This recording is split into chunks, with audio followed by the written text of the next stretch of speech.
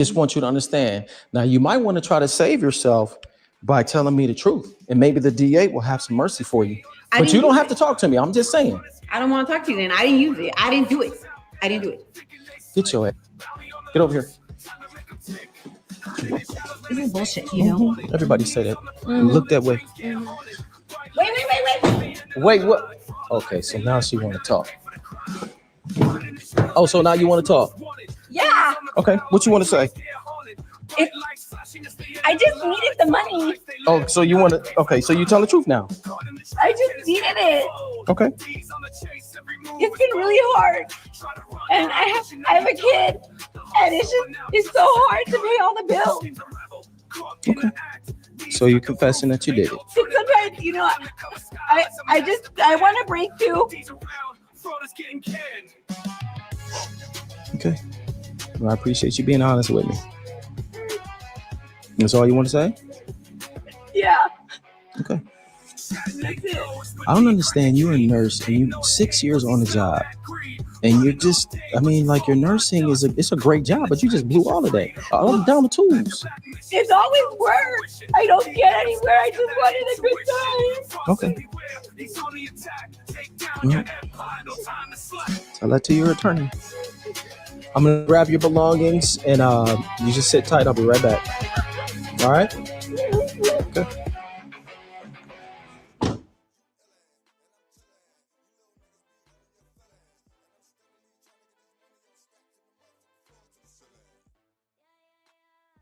Get fried fish for dinner tonight. Fried fish for dinner tonight.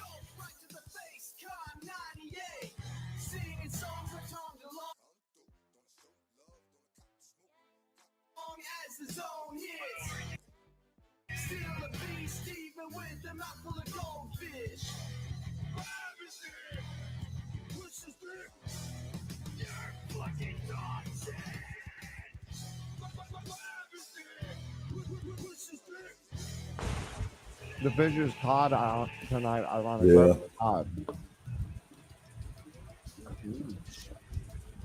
Mission complete. I'm a basic bitch, boys. I eat everything plain.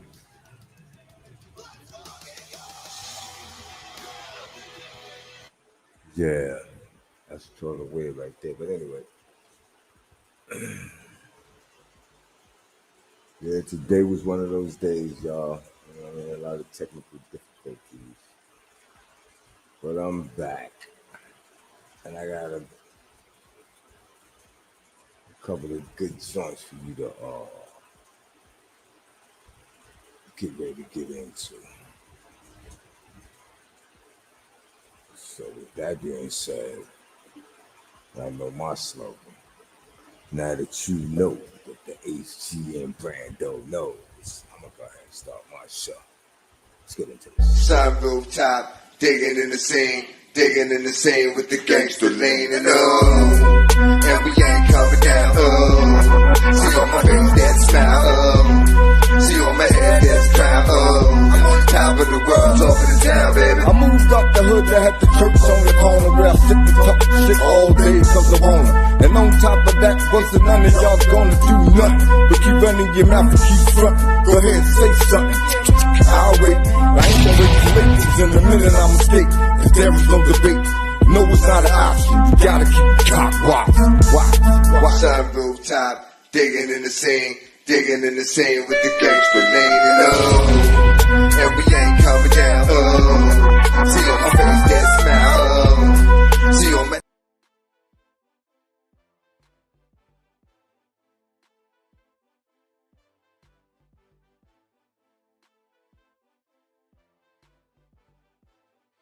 And I'm on top of the world. I'm still the talk of the town, baby. Yo, Ken, tell them where we from, homie. I'm from 140th and Lenox. I'm from NFL.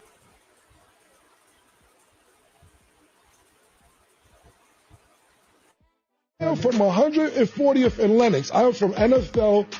Up the block is 40 Wolves. Lou Simpsons, I'm on 142nd Cross Square. D. Ferg on number 8th Avenue. I don't see you around none of this. Not from none of that.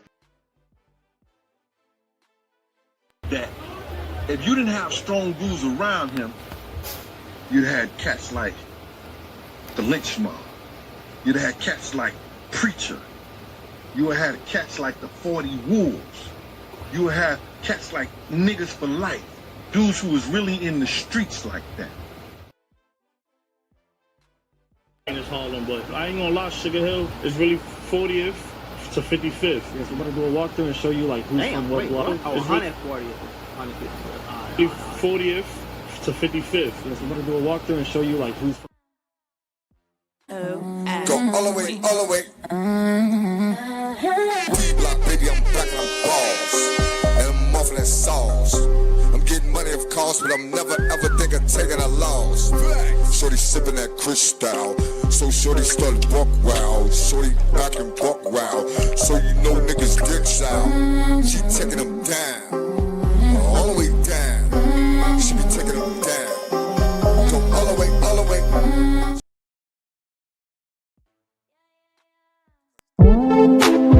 Now if you follow me, I will follow you too. Now if you follow me, then I will follow you too.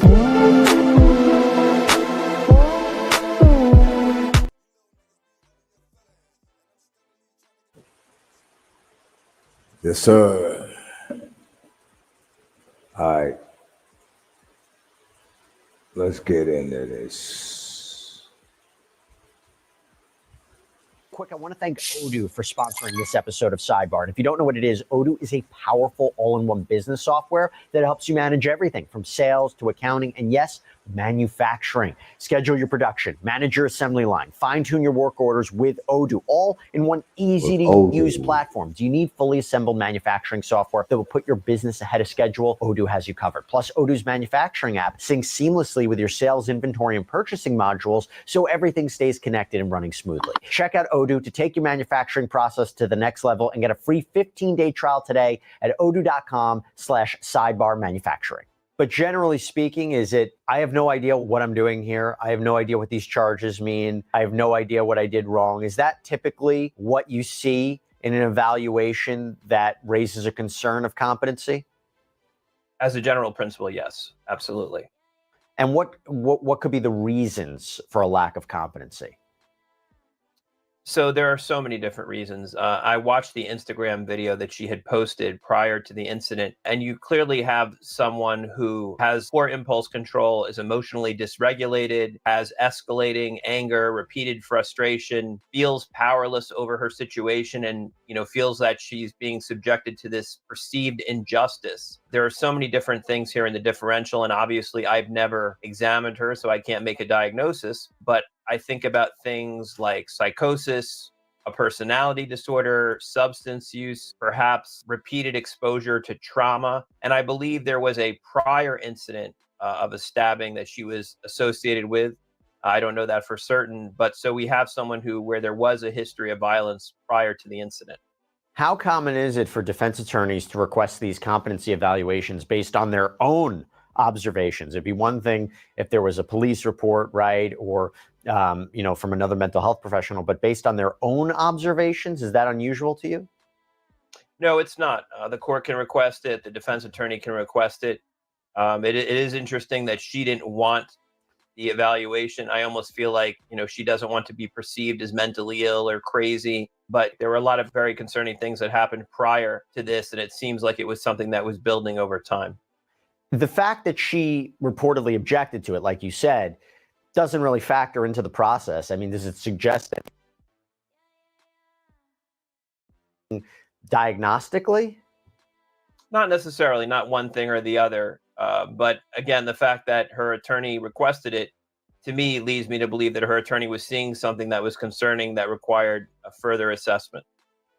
Can someone, let's be clear about this, someone can still be found to be competent to stand trial, but they can still raise a mental health defense, right? They can still maybe put forward an insanity defense if the jurisdiction allows that and it affects their culpability in some way, right? That this doesn't preclude that. Two separate things, yes. Someone can still raise an insanity defense. That's completely separate. Now, in this particular case, someone can be mentally ill and still be competent. So mental illness per se does not mean incompetent. It's a specific evaluation. The fact that she wanted to be referred to this by this other name, we can get into the idea of multiple names, multiple identities. Did that suggest anything to you? I think about delusions. I think about psychosis when I hear something like that. But again, there's just so much information that we would need. For example, was she treated for a prior mental health condition? Was she under the care of a psychiatrist? These are things I'd want to know. Talk to people that were around her in the hours and days prior to the incident. Those are all important things. And moreover, as we talk about what this case might look like, and we don't really know if a mental health defense would be presented or not, but from a forensic psychiatrist point of view, how do they distinguish between anger or a personality disorder or a break from reality? Is it a mixture of a bunch of different factors? What should we be looking out for? So those are not necessarily mutually exclusive. For example, someone can have a psychiatric disorder. They can also have a personality disorder. They can have both. But a personality disorder is usually a pervasive pattern of behavior that affects them in multiple domains of functioning. And they can also have an organic psychiatric condition like psychosis, where they're literally detached from reality and they're having paranoia, they're having hallucinations, they're having delusions. So you can have all of those things together, but they obviously require you to sort of parse things apart to figure out what is causing what. Let me go back to Muhammad's Instagram and the declaration that she made there. So on her account, Official Risen Phoenix, where she has more than 24,000 followers, Muhammad posted 2 videos just days before the stabbing, ranting about her manager, Jennifer Harris, sending her home early. And in one of the clips, wearing her McDonald's hat, Muhammad seethes with frustration. I got sent home early yesterday. I got sent home early today by the same person. I'm telling you, she's a bully. This isn't funny. She needs to understand that just because she's a mother and got children doesn't mean that she can come in this store, disrespecting people, talking to them like everybody's beneath her. She has no respect. And it isn't funny at all. She brings a lot of negative energy in there. She always panic when there's a lot going on. And then she try to manipulate that and make it seem like we ain't doing something right. But we are working really hard and doing great. It's just the fact that she panicked. And I caught her a few times making a mistake and she tried to hurry up and play it off. Nobody's perfect. It's God knows it happens. You know what I mean? Like, sometimes, somebody might get confused. So it gets busy, yeah. But she needs to stop playing like she don't be making mistakes. I be catching her. And then she delivers what now could arguably sound like an ominous warning. But to get sent home 2 days in a row, man, and I came in on my off day to make up my time, and she still sends me home early, it's not funny. Somebody will have to do something about that. It's not funny. It's not fair. It isn't funny at all. So, she could keep being a bully if she wants to, but that is going to catch up to her. Because it ain't funny at all. It ain't. 2 days later, prosecutors say that's exactly what happened. Now, if you haven't been following the case, here's what police say went down. Jennifer Harris, longtime McDonald's employee, mother of 6, reportedly sent Muhammad home early on July 10th following a workplace dispute. Okay? Before leaving, Muhammad allegedly told Harris she'd be back. And she wasn't bluffing, or at least according to police, because according to them, Muhammad drove to a nearby park, retrieved a knife from her car, returned to the restaurant wearing a hooded mask to conceal her identity. She allegedly entered through the back, ambushed Harris, and stabbed her up to 15 times in front of coworkers. You have a legally armed customer in the drive-thru who heard the commotion, fired a warning shot into the air, caused Muhammad to allegedly drop the knife and flee. The witness apparently chases her down, holds her at gunpoint until police arrived. In fact, here's how East Point police described it on Facebook. The employee returned a short time later armed with a knife. The employee proceeded to stab the victim, whom she had the prior dispute with. A customer who witnessed the assault fired a shot to stop the attack. No one was struck by the bullet. The suspect attempted to flee the scene but was detained by the witness. East Point officers arrived a short time later and took the suspect into custody. The victim was rushed to a local hospital where she passed away from her wounds. So Muhammad now faces charges of first-degree murder, carrying a dangerous weapon with unlawful intent. Dr. Bober, from your perspective, what could be the tone and the content of those Instagram posts? What does that reveal potentially about her mental state leading up to the days of this attack, assuming she did it, right? Because she is innocent until proven guilty. Right. So it was really an angry rant where she was venting out all her frustrations about the way she was treated. And if you listen to the Instagram post, she says basically, and I'm paraphrasing, that someone is going to do something about this. So there really was a lead up to this if in fact she did it. And it does seem premeditated. We know that she went to the park. She returned to the McDonald's to stab her manager if again it occurred. And she was wearing a mask. So there does seem to be premeditation. There does seem to be acts at concealing the crime. So all these things would be important to know. Allegedly concealing her identity, doesn't that defeat a potential insanity defense? Because the argument would be she knows what she's doing is illegal. Absolutely. Absolutely. It definitely works against that. It definitely shows that she targeted her manager, that she planned it, that she tried to conceal her identity. All this plays into it. Again, taking all of this is true. If someone feels disrespected or someone feels they're bullied, what does that trigger exactly? Does it trigger an anger response? Does it trigger, again, if we're talking about mental health, a delusion, paranoia, those alleged slights? How does that factor into the analysis? So listen, it really depends. We as human beings in society, we probably get treated poorly at times and we feel slighted. But, if we have ego strength and we have self-esteem and we are able to emotionally regulate ourselves, then we just move on. But for people who are suffering from mental illness, who have a low frustration tolerance, who have paranoia, who see the world through a distorted lens, who feel humiliated, those are people that may act out with rage or aggression. And the 15 times, what does that tell you? That tells me that it was very, very up close and personal, that she was filled with rage, that it just boiled over and it just exploded, and that she was completely unable to exercise restraint at that point. You go to Mohammed Zarayman, July 11th. So her defense team argued for bond, revealing that she had this history of trauma and abuse. She was in an extremely abusive relationship that was not only mental but physical, that involved alcohol issues, which is where the habitual second stems from, and her prior record. But prosecutors, they quickly pushed back and they dropped a major revelation that Mohammed had a previous stabbing conviction. And then finally, the defendant does have a prior instance of at least one that I'm aware that involved a stabbing, similar obviously to the stabbing that occurred in this case involving a knife. So given all of those factors and given the fact that this court does have authority to give no bond to defendants charged with murder, I am asking at this time for no bond in this case. Yeah, it turns out, according to the Macomb County Assistant Prosecutor, that in March of 2022, Mohammed had pled guilty in Virginia to unlawful wounding without malicious intent. She was sentenced to 4 years, but the sentence was suspended and she served only probation. Now, the judge in the current case ultimately did grant her bond, tune of $25 million, along with a long list of strict conditions should she be released. Those include wearing a steel-cut GPS tether, remaining in Michigan, reporting any address changes within 24 hours, submitting to daily check-ins with community corrections, undergoing alcohol and drug testing, having no contact with Jennifer Harris's family or any witnesses, and staying away from the crime scene, the McDonald's location where all this occurred. And according to inmate records, it appears she is still behind bars at the Macomb County Jail. Dr. Bober, let me turn to you on this. So how does a history or an apparent history of trauma and abuse, both mental and physical, if we're listening to what the defense had to say, how does that typically impact an individual's mental health or behavior? So when we talk about previous trauma, we're talking about the part of the brain called the amygdala. The amygdala is the part of the brain that is responsible for a fear and aggression response. And people who have trauma, sometimes this area of the brain can be overactive and it responds in a very primal way.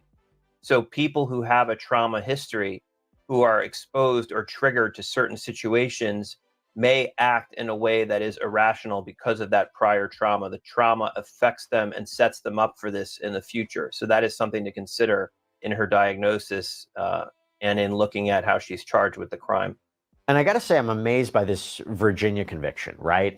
We could talk legally about why she was out, how she was out, what the rules are there. But the point is, from a forensic psychiatric perspective, how might Muhammad's prior stabbing conviction, which is just so eerily similar to what she's accused of now, how does that factor into the analysis? Because you're talking about an alleged repeat offender. Well, it certainly increases her risk for future violence. Having a prior incident and now this incident, but it begs the question, was there some underlying condition that was untreated? Did she never receive the services that it seems like she needed to treat this condition? So there needs to be a firm diagnosis, there needs to be treatment, and all this plays into it along with the competency evaluation. Dr. Bober, I want to explore some other psychological aspects of this case because we did a deep dive into Afeni Muhammad's Instagram and TikTok accounts, and we came across some very deeply disturbing and unsettling content. For example, in one TikTok video, Muhammad is seen holding 2 boxes of Play-Doh, doing absolutely nothing except staring at them in complete silence for a full minute.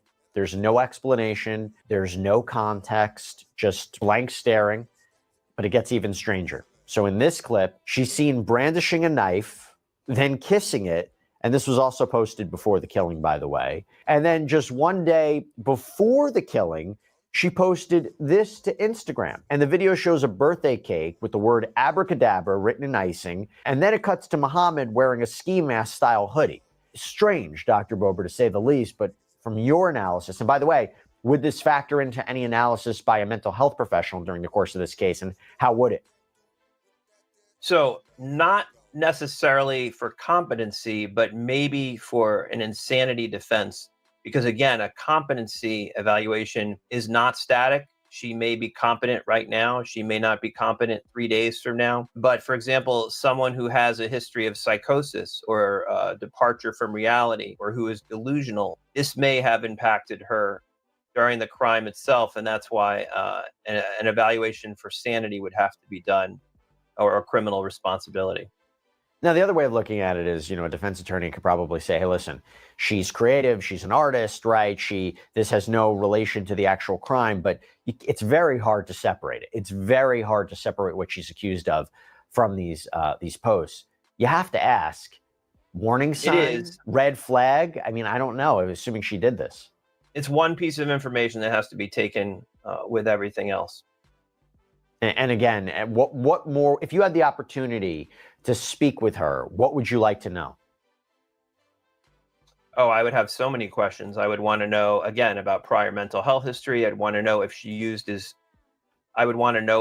substances. I would want to know about her trauma history. I'd want to know about similar incidents. These are all things I'd want to know. I'd want to talk to the people that she lives with, the people that she's friends with. Obviously, it would be helpful to have access to her social media and obviously any forms of electronic communication.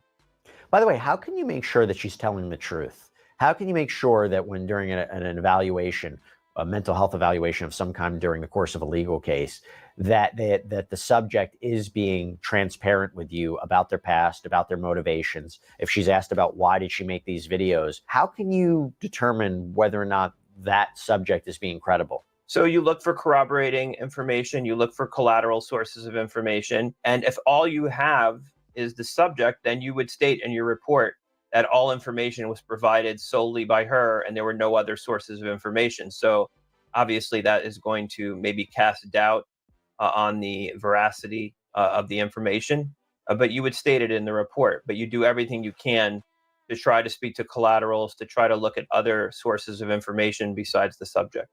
Now, let me just go back to Jennifer Harris here, the victim in this case. So her death has left her 6 children without a mother. We can't forget that. A GoFundMe, the Jennifer Harris Legacy Fund, has been set up to support her children. And we're going to put it up there if you want to check it out, participate, donate of some kind. But that GoFundMe reads, through this fund, Jennifer's legacy of strength, compassion, and dedication will continue to guide and uplift her children. Resources from the trust will be used to support their educational journeys from early learning through higher education, as well as their overall well-being and personal development as they grow into adulthood. The Jennifer Harris Legacy Fund is a reflection of her lifelong commitment to family, opportunity, and the belief in a bright future. It ensures that her children are surrounded by the care, guidance, and support they need to thrive, and that her spirit will continue to shape their lives for years to come. So with Muhammad's mental evaluation pending, The next hearing is set for September 3rd. Dr. Daniel Bober, thank you so much for taking the time. It was good seeing you. My pleasure, Jesse. And that's all we have for you right now here on Sidebar. Everybody, thank you so much for joining us. And as always, please subscribe on YouTube, Apple Podcasts, Spotify, wherever you get your podcasts. I'm Jesse Weber. I'll speak to you next time.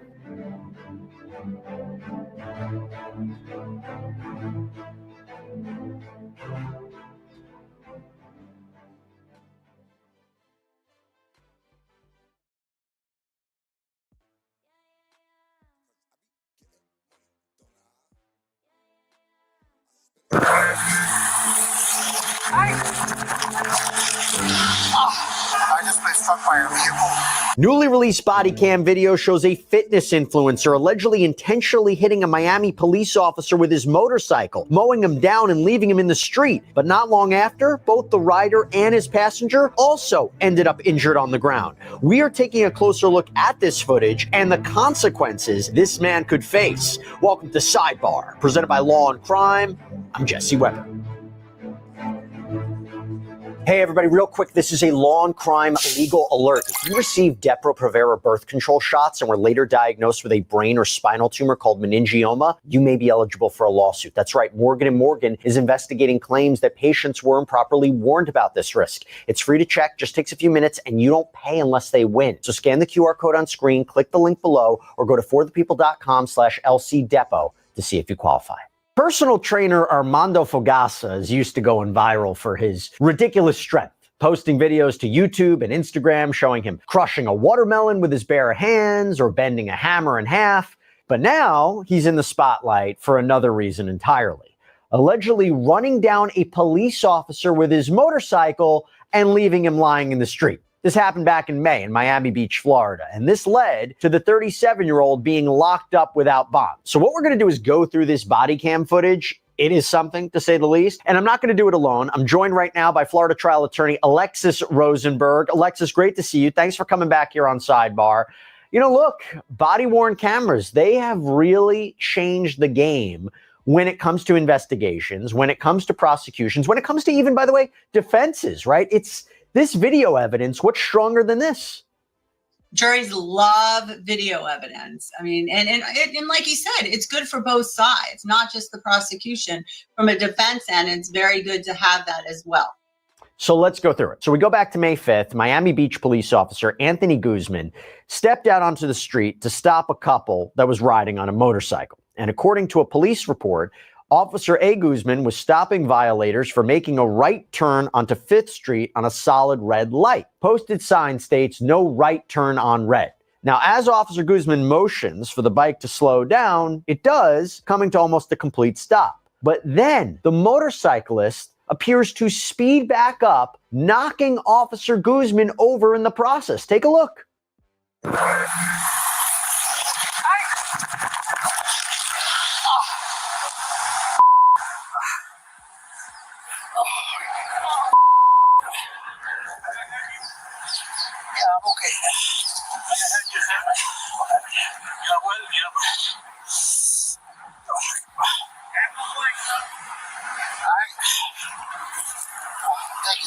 Now, here's the problem. You might be saying, oh, it was an accident. Maybe he stepped on the accelerator too fast. I don't know. Problem is the motorcyclist doesn't stop to check on the officer.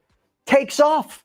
Officer Guzman radios in what just happened in the hopes that another officer might be able to pick up the pursuit. I just been struck by a vehicle fled from me westbound on the MacArthur. It's going to be a motorcycle, gray in color, occupied by two. Driver has a helmet. Can you have a short response? Alexis, that's a problem, right? That video seems pretty blatant. I think it kind of would be hard to argue that maybe the rider didn't see what was going on, didn't know what happened, something like that. That video seems pretty straightforward, no? Well, I mean, the video is a little unclear because you're seeing it from the body cam perspective, opposed to if it was coming from a building where we were seeing all angles. He is stating that he did not mean to hit the officer. I could see a situation where he was definitely trying to escape, but he was trying to go around the officer and not hit him. But the bottom line is he did hit the officer with the motorcycle. So in other words, let's be clear about this. It's going to be hard to say that because he was slowing down, right? It wasn't like he just never stopped and didn't know that he was being summoned to stop. It appears to slow down and then take off. So the very least would be, hey, he knew he was about to get a ticket of some kind, which, by the way, I probably wouldn't have been that big of a violation, a traffic violation. Took off, but didn't know that he hit the officer. So that's probably the best defense. Well, I mean, the bottom line is he was fleeing, and during fleeing, he hit the officer. So I don't know if you could use that as a defense. His attorney has gone into court and said that it was never his intention to hit that officer. But we still have the fact that he fled the scene of the accident. He ended up getting into, a subsequent accident where the motorcycle. Wow, let's talk about that. Let's talk about that, because what could have just, been a ticket, right? Ticket. Now it's escalated because the motorcyclist made things apparently a lot worse for everyone. Okay, we're going to talk about why. But soon the area is swarming with police officers checking in on their brother in blue, hunting for a motorcycle with two people on it. And a witness who had been sitting at a nearby traffic light was able to give first responders more details. Hit him. They almost fell off their bike. Got situated. It was a guy and a girl on the back, and it had a little. So it was a guy and a girl on that one. Was it a scooter or was it? No, it was a motorcycle. What color was it? It was a motorcycle, black, I think. And she also described what she saw the motorcyclist and rider wearing, giving officers a pretty good idea of who and what they were looking for. So Alexis, now it's not just the body cam. Now you have an eyewitness, which again, critical piece of evidence. Well, exactly. We now have multiple layers. I mean, I don't think he has a very strong defense. I mean, ultimately, he'll probably plead this out, but I'm sure we're going to get to this. He has bigger fish to fry on another matter. But we now have the video. We have witnesses saying that it appeared to them that he did hit we don't know what his intent was, but it appeared to the witness to intentionally hit the officer. Okay, so then soon calls came in over the radio that there had been a wreck just a few miles away on the MacArthur Causeway. And a silver Triumph motorcycle had apparently hit multiple vehicles, injuring both the motorcyclist and his passenger. According to the police report, quote, the investigation later on revealed that he fled at a high rate of speed westbound on the MacArthur Causeway after hitting the officer. Defendant passed other vehicles on the causeway on the right shoulder, marked bicycle lane. Defendant was also caught on video running the red light at MacArthur and Palm Island at a high rate of speed. So an officer drove the eyewitness to the scene of the crash, where she confirmed that the suspects were who she had seen hit the officer. And according to police, the officer himself was actually driven past the scene of the crash on the way to the hospital. The report reads, while Miami Beach Fire Rescue Number 11 was transporting Officer A. Guzman to Jackson Hospital, they stopped at the scene of the crash. Officer A. Guzman was able to look out the window of the rescue unit and identify the defendant as the driver of the vehicle that struck him. Officer Guzman reportedly had broken ribs and serious bruising. Lexus, back to you. Now we have another identification from the alleged victim themselves on the way to the hospital. This has now just escalated a further step. And that's, by the way, we talk about, unfortunately, on Sidebar so many times where you don't have an identification from the victim because the consequences are dire and they're either in critical condition or they're deceased. But now you have a very seriously injured officer who's able to go to this next stage and make the identification. Well, I mean, this goes towards the fact that it was the same bike that we see in the video that he stopped, and it wasn't another bike or another individual that was involved in that subsequent accident, which is very important for the prosecution.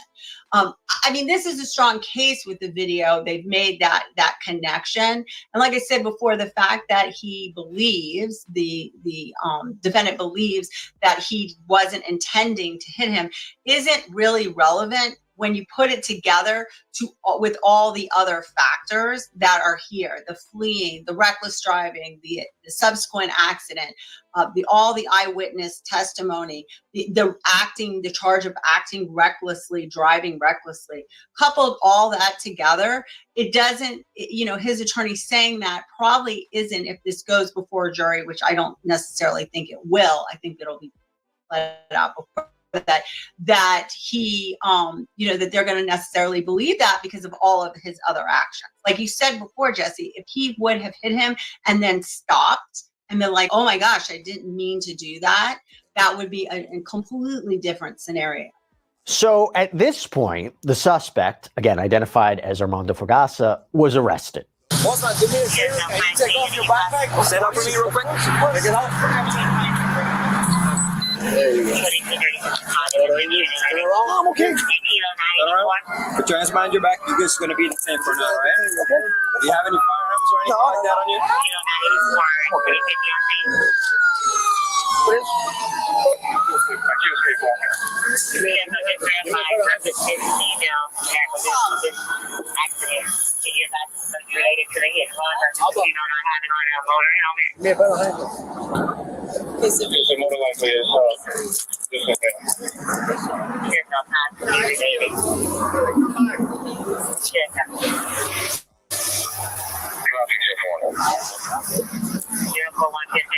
Yeah, where's the first unit that has the 19?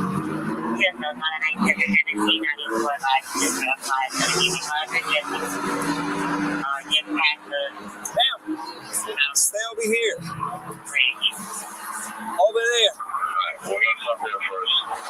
You probably see it in the video. While Fogassa had some road rash, he wasn't seriously injured. But his passenger, who police say is his wife, you could see her lying on the ground waiting to be seen by paramedics. ¿Alguna pistola o algo acá? Okay.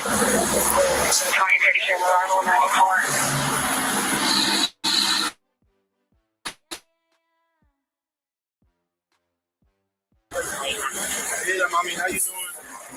What's hurting you the most? Okay. Tell me what's on. Your signature. El casco no te lo tenía puesto tú. So she did have a helmet. She didn't lose consciousness. It's just the hip. It's on the hip. Okay, we're gonna take it Jackson Hospital. Usted va a ir al hospital. Hey, you have to wait a little bit, okay? We have a unit coming over because they're possibly involved in a class and involved in another officer.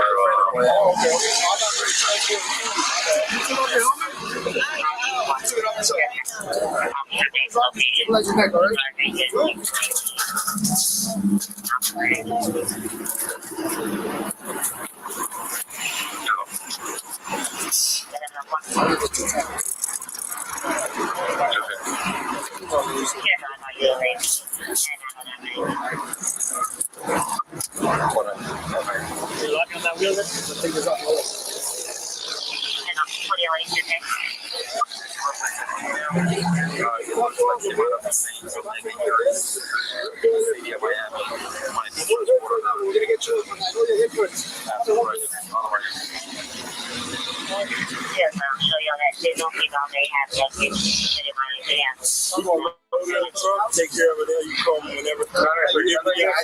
Any info? For the window.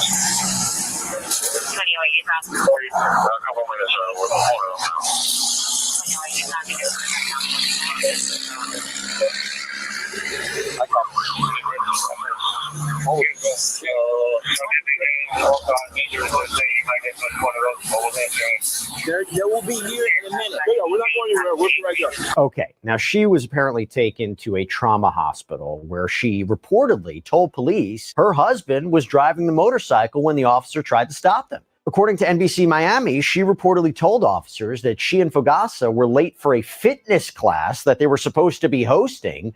And she says he was going between 80 and 100 miles an hour when they took off from the scene before crashing the motorcycle, which, by the way, is registered in her name. Okay, Alexis, as far as we know, she is not facing any sort of charges. Could that change? What would be the consequences, or what would be the circumstances, I should say, for her to be facing any sort of criminal charges here? Well, first of all, let's talk about, was he the Terminator? He's in this motorcycle accident, and I think the wife also said that he was going like between 80 and 100 miles an hour, and he's just like walking around. That's incredible. He might want to put that on his Instagram. But I'm not seeing any way they would charge her based on what we know so far. She was on the back of the motorcycle. She was not driving. She wasn't the one that crashed. She seemed to be cooperating as much as she could after the fact with the police. So I'm not seeing a crime there.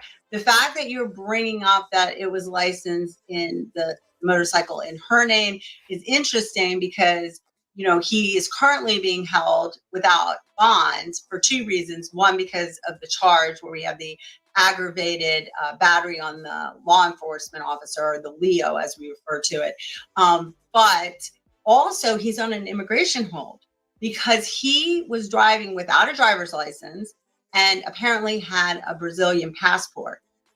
So, I think she might have some issues with her auto insurance for the insurance with the motorcycle. But other than that, I'm not seeing any criminal charges that will possibly be filed against her. Unless she, and there's no evidence of this, unless she encouraged him to speed, right? Or encouraged him to take off. I guess that would be a difference. I mean, yeah, if we have that, but we haven't heard anything. Right, police officer isn't saying. I mean, yeah, if there was some other factors that come out later, then there possibly could be charges. But what we know now, it doesn't appear to be, that. And it's lucky, even though she was taken to the trauma center, and I think that for a little while she may have been in, critical care. But I don't believe she has. I believe she's been released and she's fine. Right. Okay. So now the officer takes this eyewitness back to her car at the first collision scene, where she ends up providing more information about what she apparently saw. My guess is that he was trying to stop him like this, and they just hit him. And I don't know where they hit him. I thought they ran over his legs. No, I mean, I don't see any. He didn't look like he had any blood. I thought he was. The motorcycle never fell. She says that it looked like it jumped up. And she almost fell off, and they tipped sideways, and then he was able to right it back up, and then took off. So there shouldn't be any markings unless if we see something from the officer. But I didn't see any blood on top. Yeah, and I kind of thought maybe he would have hit his head because he fell back so hard. Okay. But when I came back around to see you guys and he was standing, I was like, oh, maybe they nicked him. I don't know. Okay. By the way, Alexis, how reliable is eyewitness testimony when there is a very chaotic scene like this happening in real time, quite quick? I mean, I wonder how human memory works. Is it one of these events where because it's so traumatic, you might remember all the details, especially quickly in time? It's not like she's being interviewed a week later. Or in your experience, is that something that defense attorneys can challenge a little bit, given the hectic nature of what happened? So juries love eyewitness testimony, but there's been studies done on eyewitness testimony in chaotic and in non-chaotic situations, and it is not reliable. It just isn't. But they've done study after study. And even there, she was saying she, wasn't sure where he was hit, was his legs ran over. I mean, where was she? Also, even what goes towards that reliability is where was she visually? Like, what was in it? But as she was saying this, if I was a defense attorney, I would argue that the police officer jumped in front of the motorcycle and that he was trying to avoid him. I mean, there's different defenses. Now, whether a jury is going to buy that, I don't know. Well, I want to talk about, and this is something we mentioned before, about why Fagasa may have fled what could have been a very minor traffic stop. So apparently he doesn't have a driver's license. His wife apparently told police that he only has a Brazilian passport. There's no valid driver's license and no motorcycle endorsement. So Fagasa reportedly told police that he didn't intend to hit the officer, but the body camera video may seem to dispute that. Now, he's facing 4 serious charges: hit and run with serious bodily injuries, reckless driving causing serious bodily injury, fleeing or eluding a police officer, and causing a collision with serious injuries while driving without a license. Alexis, what kind of consequences could he be looking at here? Well, he could be looking at a lot of time in jail, but I think the bigger issue and a lot of the more questions that I have are about what you brought up about the passport. Okay, so if you come here and you're a visitor, you can rent a car for a certain amount of time, for instance, and be able to drive in the United States on more or less your passport. But it gets into how long was he in this country? Was he on a visitor's visa, or was he here some, and this is under investigation right now, had he overextended his stay? So it's my understanding that he had that Brazilian passport. I'm not sure his status and whether he was allowed to drive here. But you also, on top of having your passport, if you're a tourist, for instance, you have to have a valid license in the country that you are in to be able to drive here as well. So we're not even sure if he had, let's say, the equivalent of a Brazilian driver's license along with that passport. And this may be that he didn't have any of that. It may be that he's overstayed, any visa, that he's not supposed to technically be in the country. And that is why the motorcycle was in the wife's name, for instance, and he was probably not listed as an operator on that because, like you said, it sounds like he didn't have that motorcycle endorsement either. We don't know for sure those things, but the way it's laying out and the fact that he is on an immigration hold currently as well, that it sounds like there are some issues having to do with him being in this country at the time of that accident. Yeah, it's true. Fox 35 Orlando has reported that he is facing an immigration hold. He remains behind bars. His next court date is scheduled for August 7th. It does make me wonder, though, is this a case, given the evidence that we've seen so far, where you try to cop a plea, and what would that look like? Is that even on the table? Because I'm struggling to find what could be a possible defense. I mean, we talked about it a little bit, but it seems to me, would a plea even be on the table? Is that something that could be negotiated? Or if you're dealing with the case of a hit and run of an officer, that might not be on the table. Miami-Dade likes to plea. So there's going to be a plea that's offered on the table. He's still got a lot of different, even if you have the defense attorney going and fight on that, which is the higher charge, that assault on law enforcement officer, you still have the fleeing, you still have the reckless driving. The driving without the license isn't such a big deal, other than the fact it was seriously bodily harm to somebody. So, I mean, they still have a lot that they could put their teeth in, but with this immigration, the plea is going to be very touchy with what he's able to take, because if he pleads to a felony, then even if you didn't have necessarily, you weren't here illegally, but you were here, let's say, on a different status, you could potentially be deported for that. So immigrants have to be very careful to what they plead to. So that's going to take have to be taken into consideration. But if he is just blatantly not here on any status that he is here illegally, then at that point it really isn't going to much matter to him, because the bigger issue is he's going to be kicked out of the country anyways at the end of, if he ends up serving time. So probably procedurally the way it's going to go is he'll plead to something, maybe not with any jail time, and then he'll be deported. That's the way it looks like it's going to unfold at this point on the limited information we have. Alexis Rosenberg, thanks for coming on and breaking down this body cam footage in this case with us. Appreciate it. Thank you for having me, as always. And that's all we have for you right now here on Sidebar. Everybody, thank you so much for joining us. And as always, please subscribe on YouTube, Apple Podcasts, Spotify, wherever you should get your podcasts. I'm Jesse Weber. I'll speak to you next time.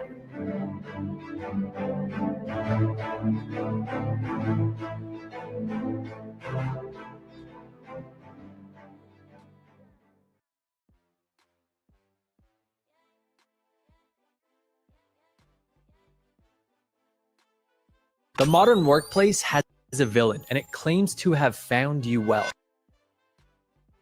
I hit a wall, not metaphorically, a real one. 9 p.m.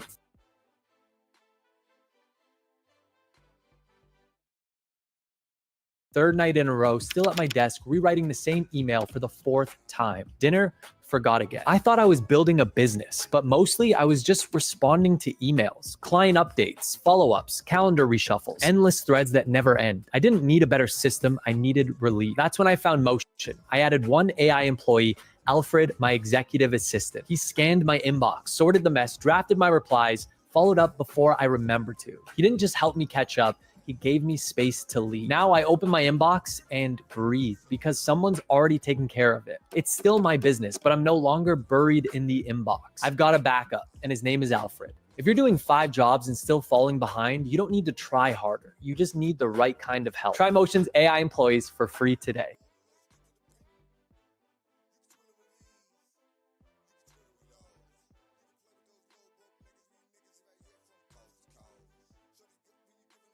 Monday.com, the opposite of any work platform we tried in the past. We tried other work management platforms, not naming names. They all suck. Monday, total opposite. It didn't just work, it spread. And people... Step out of the vehicle for $500. And you can search me for $500 cash. I'll get in the car for $500. And he's going to be recording you. He's one of those. Now you've met the sergeant, and you can go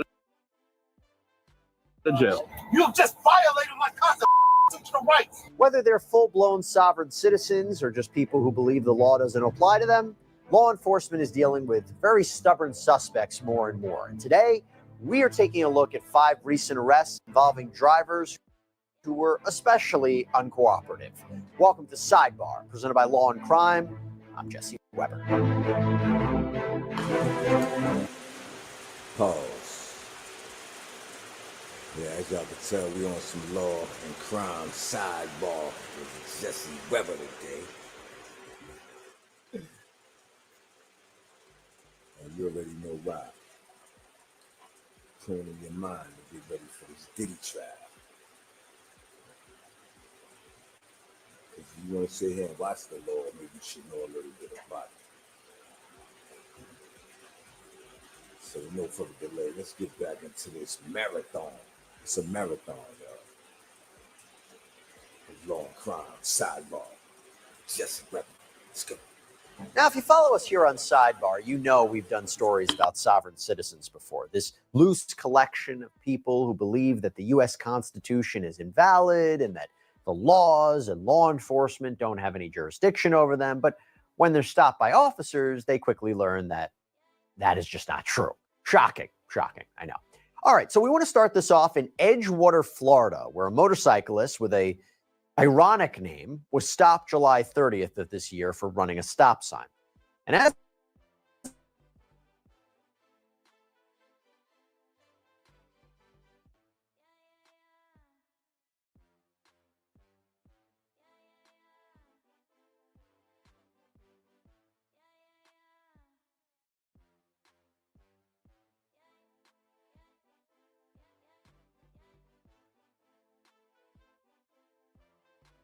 Okay. And I'm not a dummy, and I know everybody down at that office. You got about 2 seconds to give me your information, or you're going to go to jail.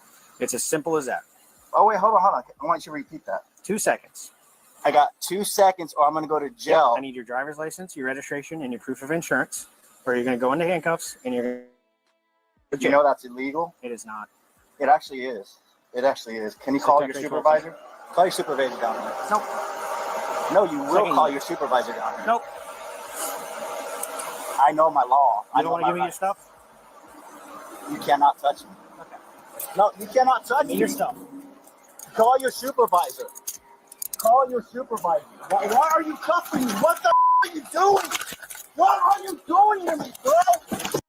What the I've had neck surgery. I don't care, dude. What the are you doing? Oh my God, bro. Oh my God.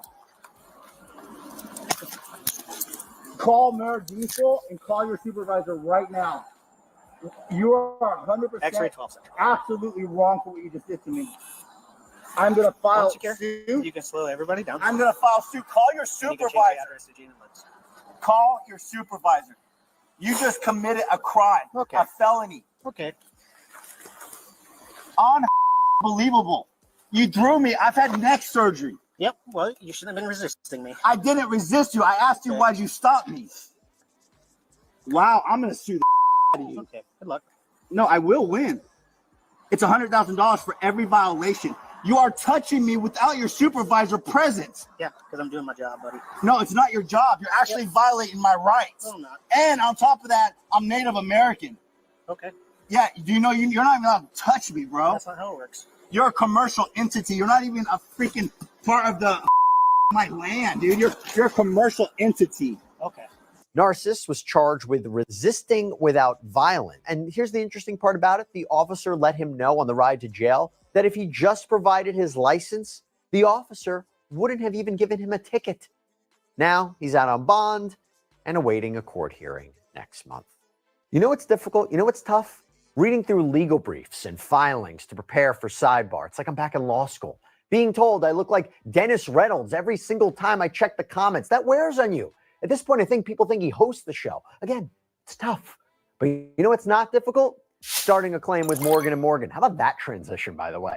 Well, Morgan & Morgan, America's largest injury law firm, they make the process as easy as possible for their clients because from starting your claim to uploading documents to talking to your legal team, it can all be done from your smartphone. There's no upfront fee. You only pay them if you win. And speaking winning, Morgan & Morgan, they have a track record of securing verdicts and settlements in the multi-millions. So if you're injured, this may be the firm you want in your corner. You can easily start a claim at forthepeople.com/LC Sidebar. Next, we're in Volusia County, where the sheriff wasn't really happy with a man's conduct during a traffic stop. And we don't know if Juan Rivera is a sovereign citizen, but he's following pretty much the same playbook very closely, so we thought we'd include him in this nonetheless. A Volusia County deputy pulled him over on May 16th, 2024 for a broken taillight. Watch what happened.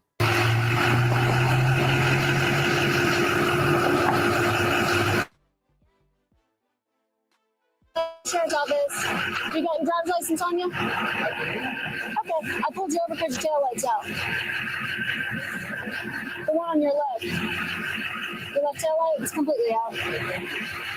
Alright, I need your driver's license and your registration. Because I'm asking you for it. This is a traffic stop. Yeah.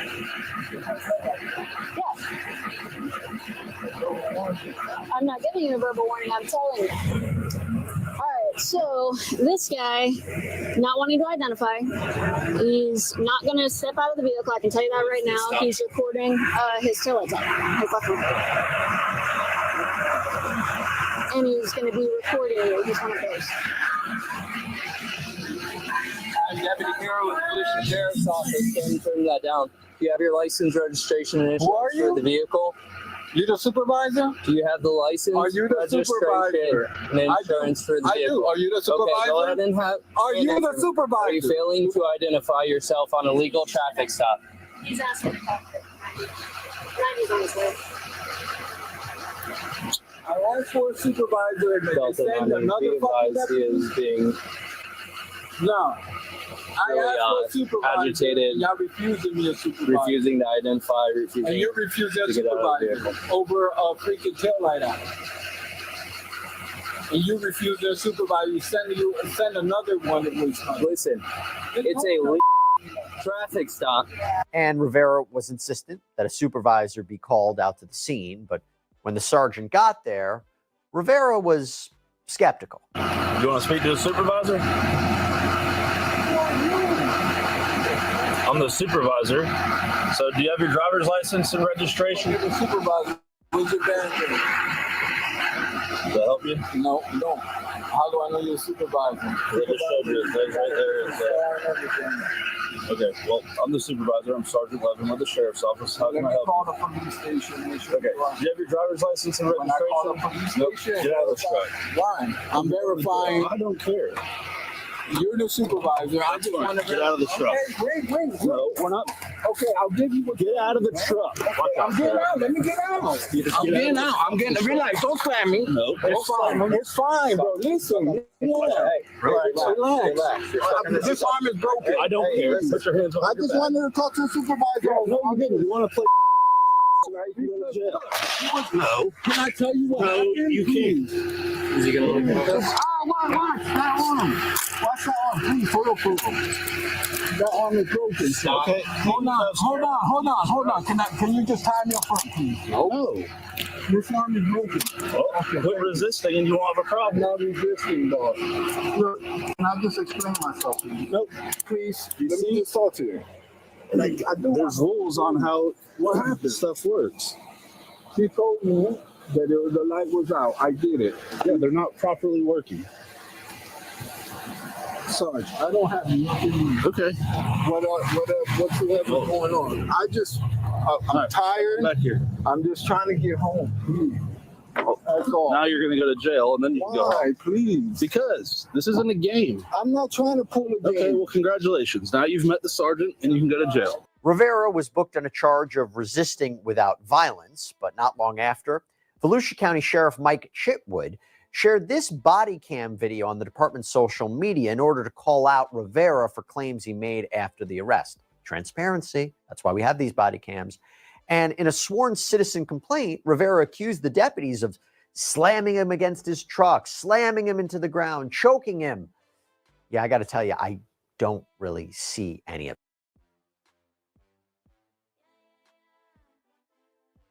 Can I can't swear at a man. Probably not. This is sick. That was 2 clicks.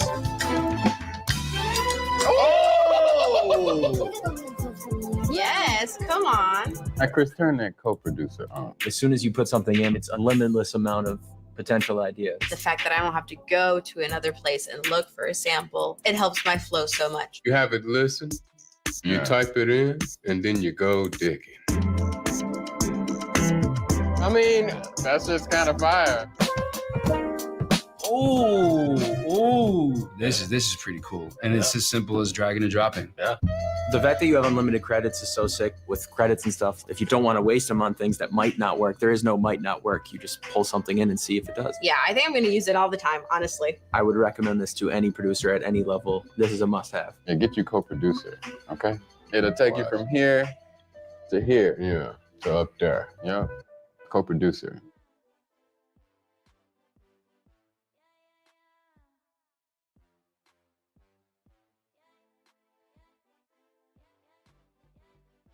I have been having so much fun lately exploring the model context protocol, and I want to show you all 2 quick ways to build your own remote MCP servers. But before we do that, just in case you've never heard of MCP or you haven't quite understood why there's so much excitement in the community about MCP, I want to try to explain it using a brief metaphor. A metaphor that involves one of my favorite video games of all time, The Legend of Zelda. I grew up playing this game with my dad on the Nintendo, but whether you've played it or not, you've probably seen this image where Link's walking into the cave and the old man says, "It's dangerous to go alone." And this image, to me, captures so much of why I'm excited about MCP. So you can think of Link as whatever AI tool you're using, Claude, Cursor, or something else. And you can think of your MCP server as the old man in the cave that says, "I see what's ahead, what you're trying to do, and this tool is going to help you. Take this, and life is going to be a lot easier." So keep this metaphor in mind as we're building our remote MCP servers today. See if it resonates. If it doesn't, send me a better one, and I'll start using that one instead. But this one has really worked for me as I'm building. The first thing I want to show you is a template you can use to build a remote MCP server without authentication, meaning that just anyone can use this. So we're going to copy this command here. We're going to jump into terminal. And what this does is it takes this template we've created and it's going to set it up for us using Cloudflare workers. It'll take care of all our dependencies and we'll be ready to go once this finishes. So it's going to ask us if we want to use Git. We'll say no, and we're not going to deploy it yet. We'll just hop into our folder and we'll start up our application. This is an MCP server we already have configured on Claude. So I can open up Claude. And when this loads, you can see we have 2 MCP tools available. Our MCP server is a math server, so it has 2 tools, add and calculate. I can say, hey, Claude, I misplaced my calculator. Can you use the add tool to add 27 plus 4? And this will load up. It'll detect that we have a tool we can use. We can give it permission to use that add function on our math MCP server. We'll allow that for this chat. It'll get the results and it'll say the sum of 27 plus 4 is 31. Now that you've seen our MCP server in action, let's hop over to Cursor and take a look at the code. We have our MCP server here, and most of our code is in this index.txt. I'm going to go into Zen mode, which I just learned about. So you can do Command R, Z, just make it a little less busy so we can really focus on this code. And you'll see here's our add tool. It looks exactly what we would expect. We have a little bit more complicated calculate tool. And I want to add a new tool. So I'm going to say this server.tool. And I'm going to call this one get random number. And we'll have the code here that generates a random number. Now, if we open Claude back up, which I'll do now, we should see instead of 2 tools, 3 tools. So now we have our add, our calculate, and our get random number. And I can say, hey, can you use the tool to give me a random number? And I love this example, as simple as it is, because if you've played with any LLM on trying to get random numbers, you'll notice that it's not exactly random, and not in the way that, like, you know, computers aren't good at randomness, but in a way that it's almost predictable what result you'll get. And so now we get this result of 18. If I open this up again and say the same thing, can you use the random number tool to give me a number? It should give us something different than 18. And so it's going to ask for our permission again.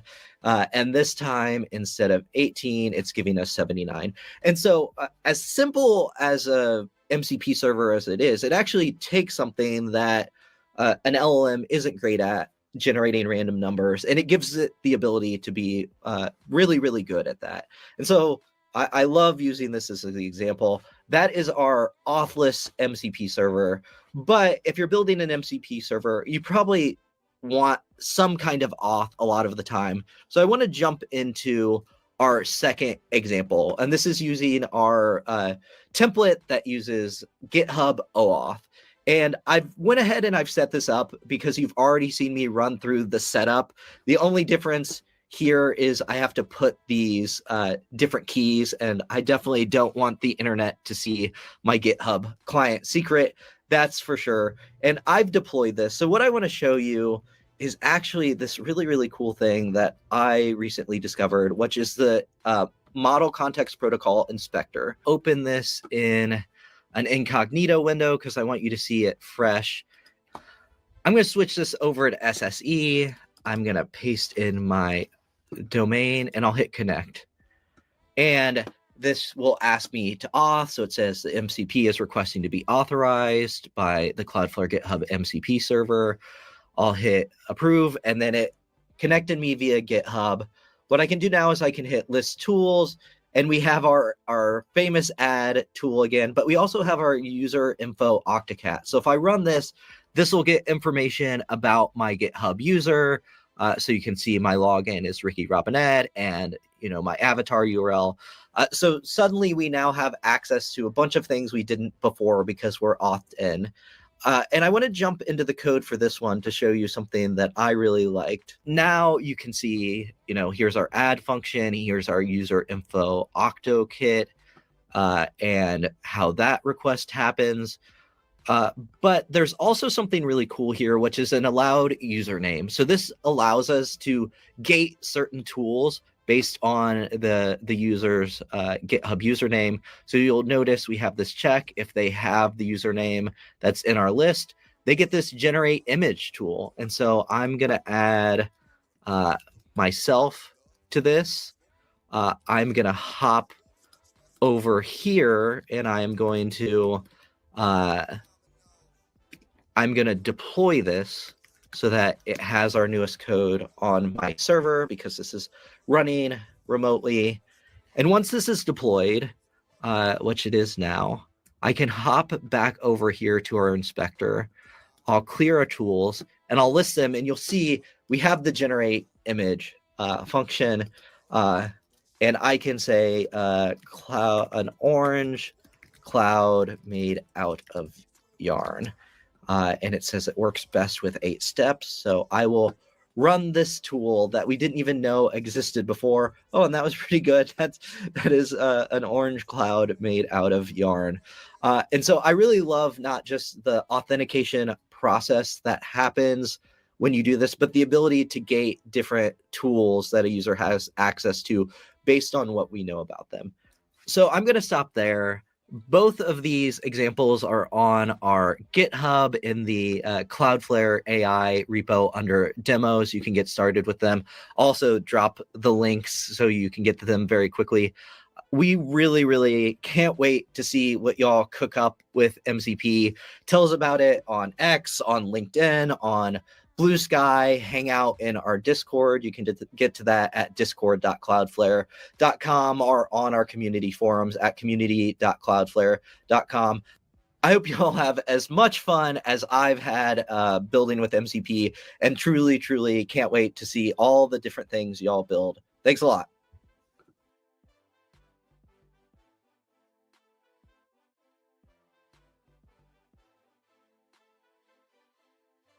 Any of that.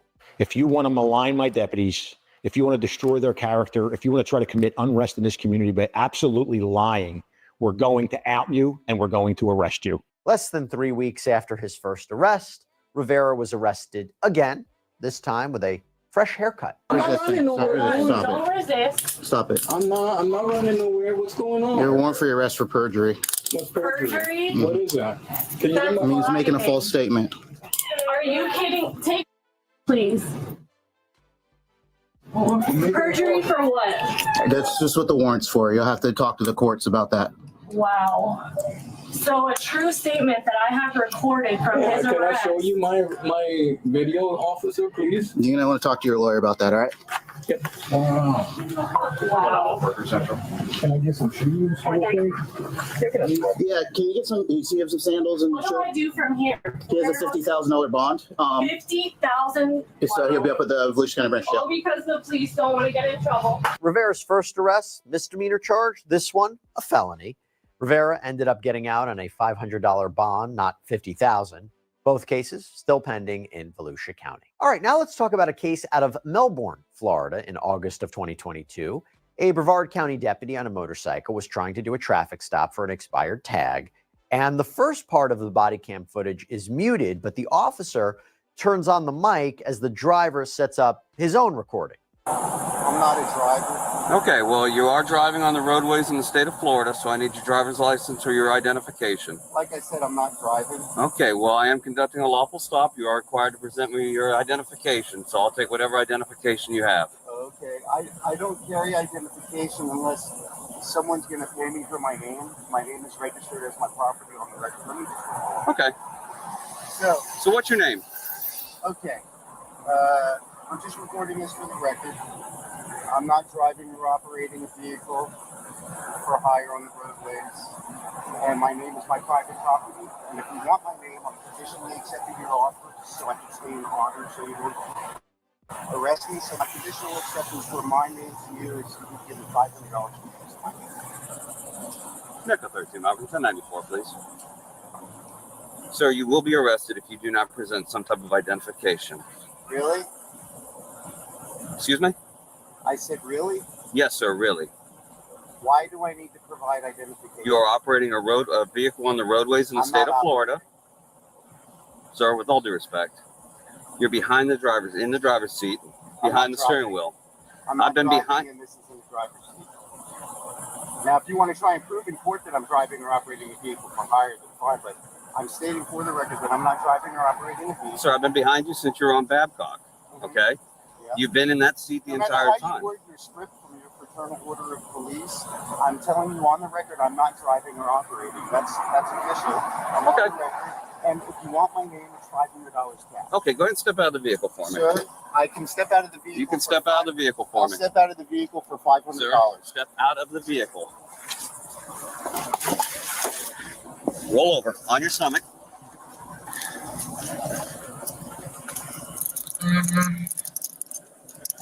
Okay, sir, at this time you are being placed under arrest.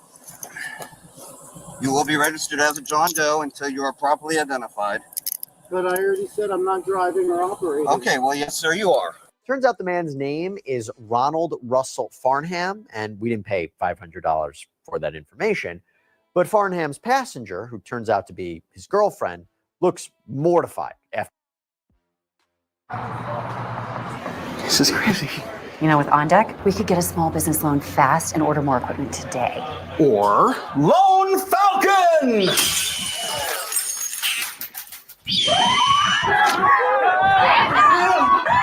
Lone Falcon, why? There's a better way to get a fast small business loan. On Deck, the online lender that makes it easy to choose your loan and if approved, get funds as soon as the same day. Your loan is on deck.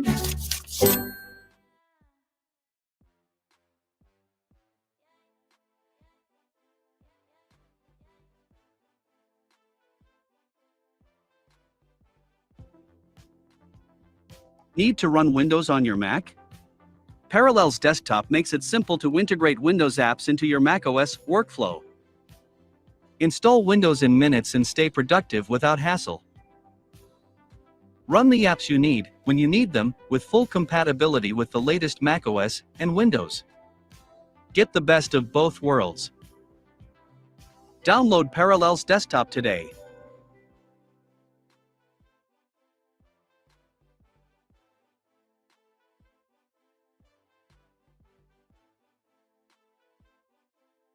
After all of this. Ma'am, do you have a valid driver's license? I do. May I see it, please? I'm operating on the honor system. And you're not honoring, now you're in dishonor, and I will prove on the record in court that my name is my property. I've registered it with the county recorder more than 2 years ago. So I hope you're still recording because I have my case number, my filing number, and my Echo 13 to my name is my 5047. Can you come personal over here, property. please?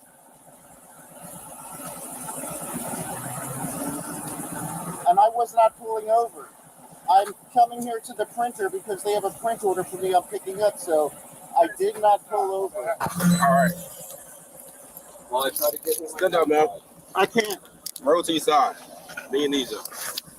Wait, you're hurting me. Roll to your side. Yeah, I know, but these cuffs are on too tight. I'll help you You're hurting me. All right. My phone is still recording. Yes, All sir. right. We'll make Come sure this you have way. your phone. But I want that Come on this the way. record. Okay, well, here. Matter of fact, I already conditionally accepted all of his offers for my fee schedule, and he's in Anything on your dishonor. person before you go back in my car? this will be his right here. All right. Anything on your person? I'll answer any questions for $100 Answer a this question. question for me. Anything on your person I before will you go back answer in my that car? question for $100 All right, switch cash. me for me. You don't have the right. You can search me for $500 cash. I'm conditionally accepting all of your offers for my fee schedule. There's no charge for that. And you can. Yeah, there is. I'm in honor. Okay. Or you're trained on this at the Fraternal Order of Police. I'm an expert on honor, and I'm in honor. My name is my property. Anything on your person that come? You cannot. Search $100. I'm going to need your name because I'm going to charge you. That's my card. I did not give you permission to search me without payment. You're violating my rights and my ability to conduct commerce. You're in dishonor now. Stop resisting. I'm not resisting. I'm not resisting if I'm conditionally accepting all of your offers for my fee schedule. You know I'm telling the truth. You're going into dishonor. I'll get in the car for $500. No, you're forcing me. I'll get in the Get in the car. I already conditionally accepted your offer for money. Get in the car. Get in the car. You're assaulting and battering me, and you're violating my rights. Get in the car. I conditionally accepted your offer for my fee schedule. Watch your knee. No, dude, you can't put me in jail. You can't do this. You guys are going into dishonor. Now, I want you to get this. Farnham was released on bail, ironically, $500 worth, but he failed to show back up to court on charges of driving with an expired registration and resisting without violence. So a warrant was issued for his arrest, and his bond was up to $10,000. A public defender represented Farnham in court, but Farnham, who sometimes calls himself Renonymous, filed some motions of his own, like this order to cease and desist. He wrote, Renonymous is soul possessing flesh and blood and not a sovereign citizen, as that term is an oxymoron invented by the Fraternal Order of Police to confuse people during the operation of the police's perfected racket. And when the state sent Farnham a notice to appear for docket sounding, he apparently sent it back with rejected written across it. Well, after more court shenanigans, a competency hearing was ordered for Farnham, and a mental health expert wrote up a report that said Farnham would need mental health treatment before he would be.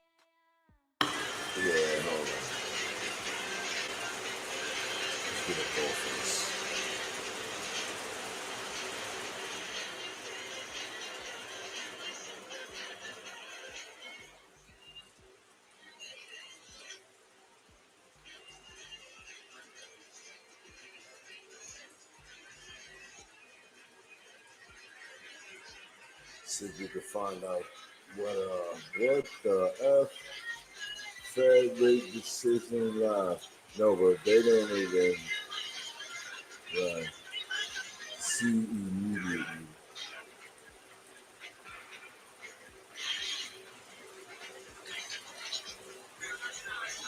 Welcome back to the channel. So to continue what we were unveiling yesterday, well, firstly, let's establish the secret weapon is the weakness in the legacy financial system. It's the stable coins.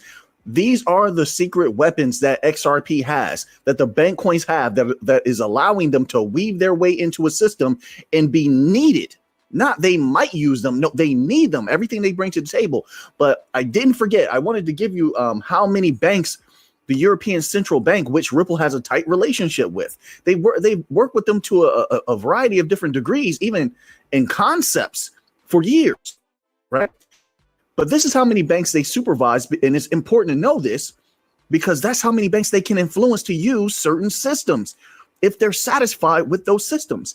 Now, it says here, as of July 2nd, 2025, the ECB directly supervises 114 significant banks. That's important to keep in mind because we want to know overall how many banks. They're saying significant banks, but keep in mind those significant banks even have influence over others. Okay, but let's continue on here. I don't know why when I press scroll, this happen to anybody else once in a while. The whole page just flies up like at lightning speed. I just wanted to go very slowly so we can find the information that we need here. It says the ECB also influences a much larger number of less significant institutions indirectly, while these banks are primarily supervised by their national central banks. The ECB sets the overall supervisory framework and ensures consistent application of rules. All of this is going to be done. This consistent application of rules is not going to be manual anymore. It's going to be done by smart contract. It must be done by smart contract, especially now with the advent of stable coins. You have the euro going up. The digital euro is going to go up against the digital dollar, right? Digital dollar, RLUSD, USDC. These are all proxy digital dollars. And I know someone is going to say, well, they are digital. No, I mean, they're not a digital dollar that's put out by the Fed, by the federal government. That's what I mean, as opposed to that. But they're going up against them nonetheless. They're going to need smart contracts and later on, like I said, AI to make sure everything stays smooth, no slippage. The dollar doesn't dominate too much. The euro doesn't dominate too much in other areas. Everyone's going to be checking everyone. You cannot do this manually. You're entering a new age. You need smart contracts. This is why Ripple has been talking about smart contracts. This is why all the companies are going absolutely out of their minds with glee over smart contract platforms like Solana. Now we're hearing a whole lot about Hedera, but we already knew about these companies. We know Hedera works with a bunch of different banks already. We know Chainlink works with a bunch of different banks already. Algorand, same thing. But these smart contract platforms behind the scenes are making, well, not behind the scenes. You can read the articles about them. It's just that they're not widely covered. Why? I don't know. I know I'm super bullish on these things because I know what I'm seeing. These institutions want them. And if they want them, they're going to be flooded with value. It's just as simple as that. You have a void that needs to be filled, and you have something that can easily fill the void. Not only fill the void, but exceed expectations in filling the void. So, I mean, it's a no-brainer in my humble opinion. Now, hold on, wait, because I told you something else yesterday. We covered a lot. That video was very good. I hope you watched it. But there was just too much information for that one video. So now, the second thing I asked myself as a researcher, I say, okay, well, how many banks do they supervise, right? We want to get an update on that. It's always different. Some banks open up, some banks close.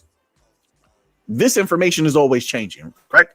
So after they give us the number 114 significant banks, I say to myself, well, what's the names of these banks?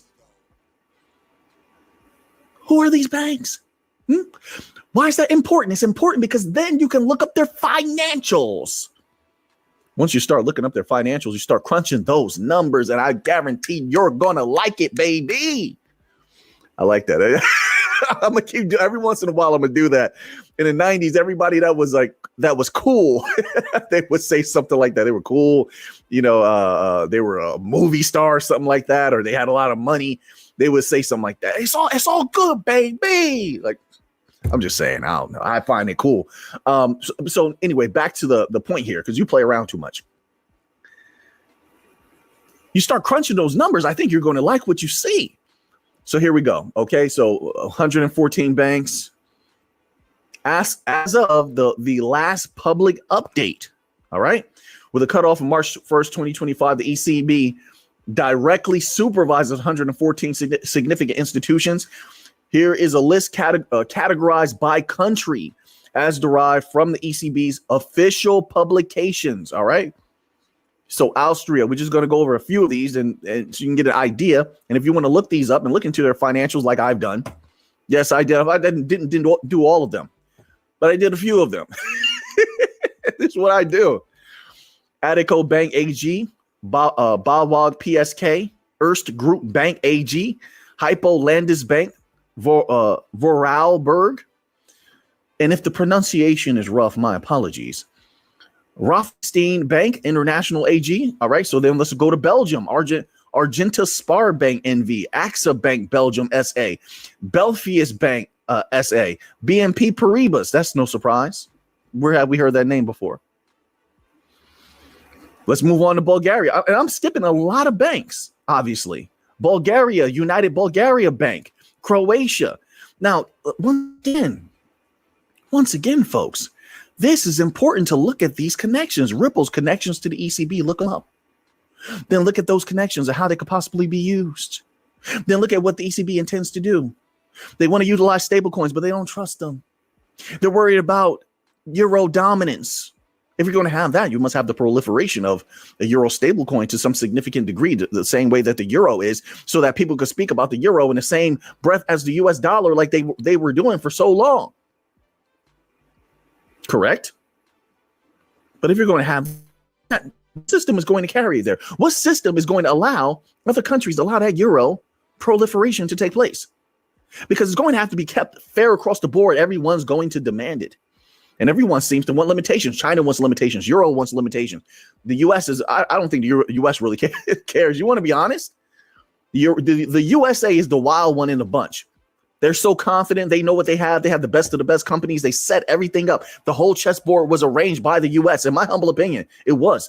So I don't think they care. I don't think they believe anybody is going to dominate this wave of U.S. dollar stable coins that they're about to flood the world with.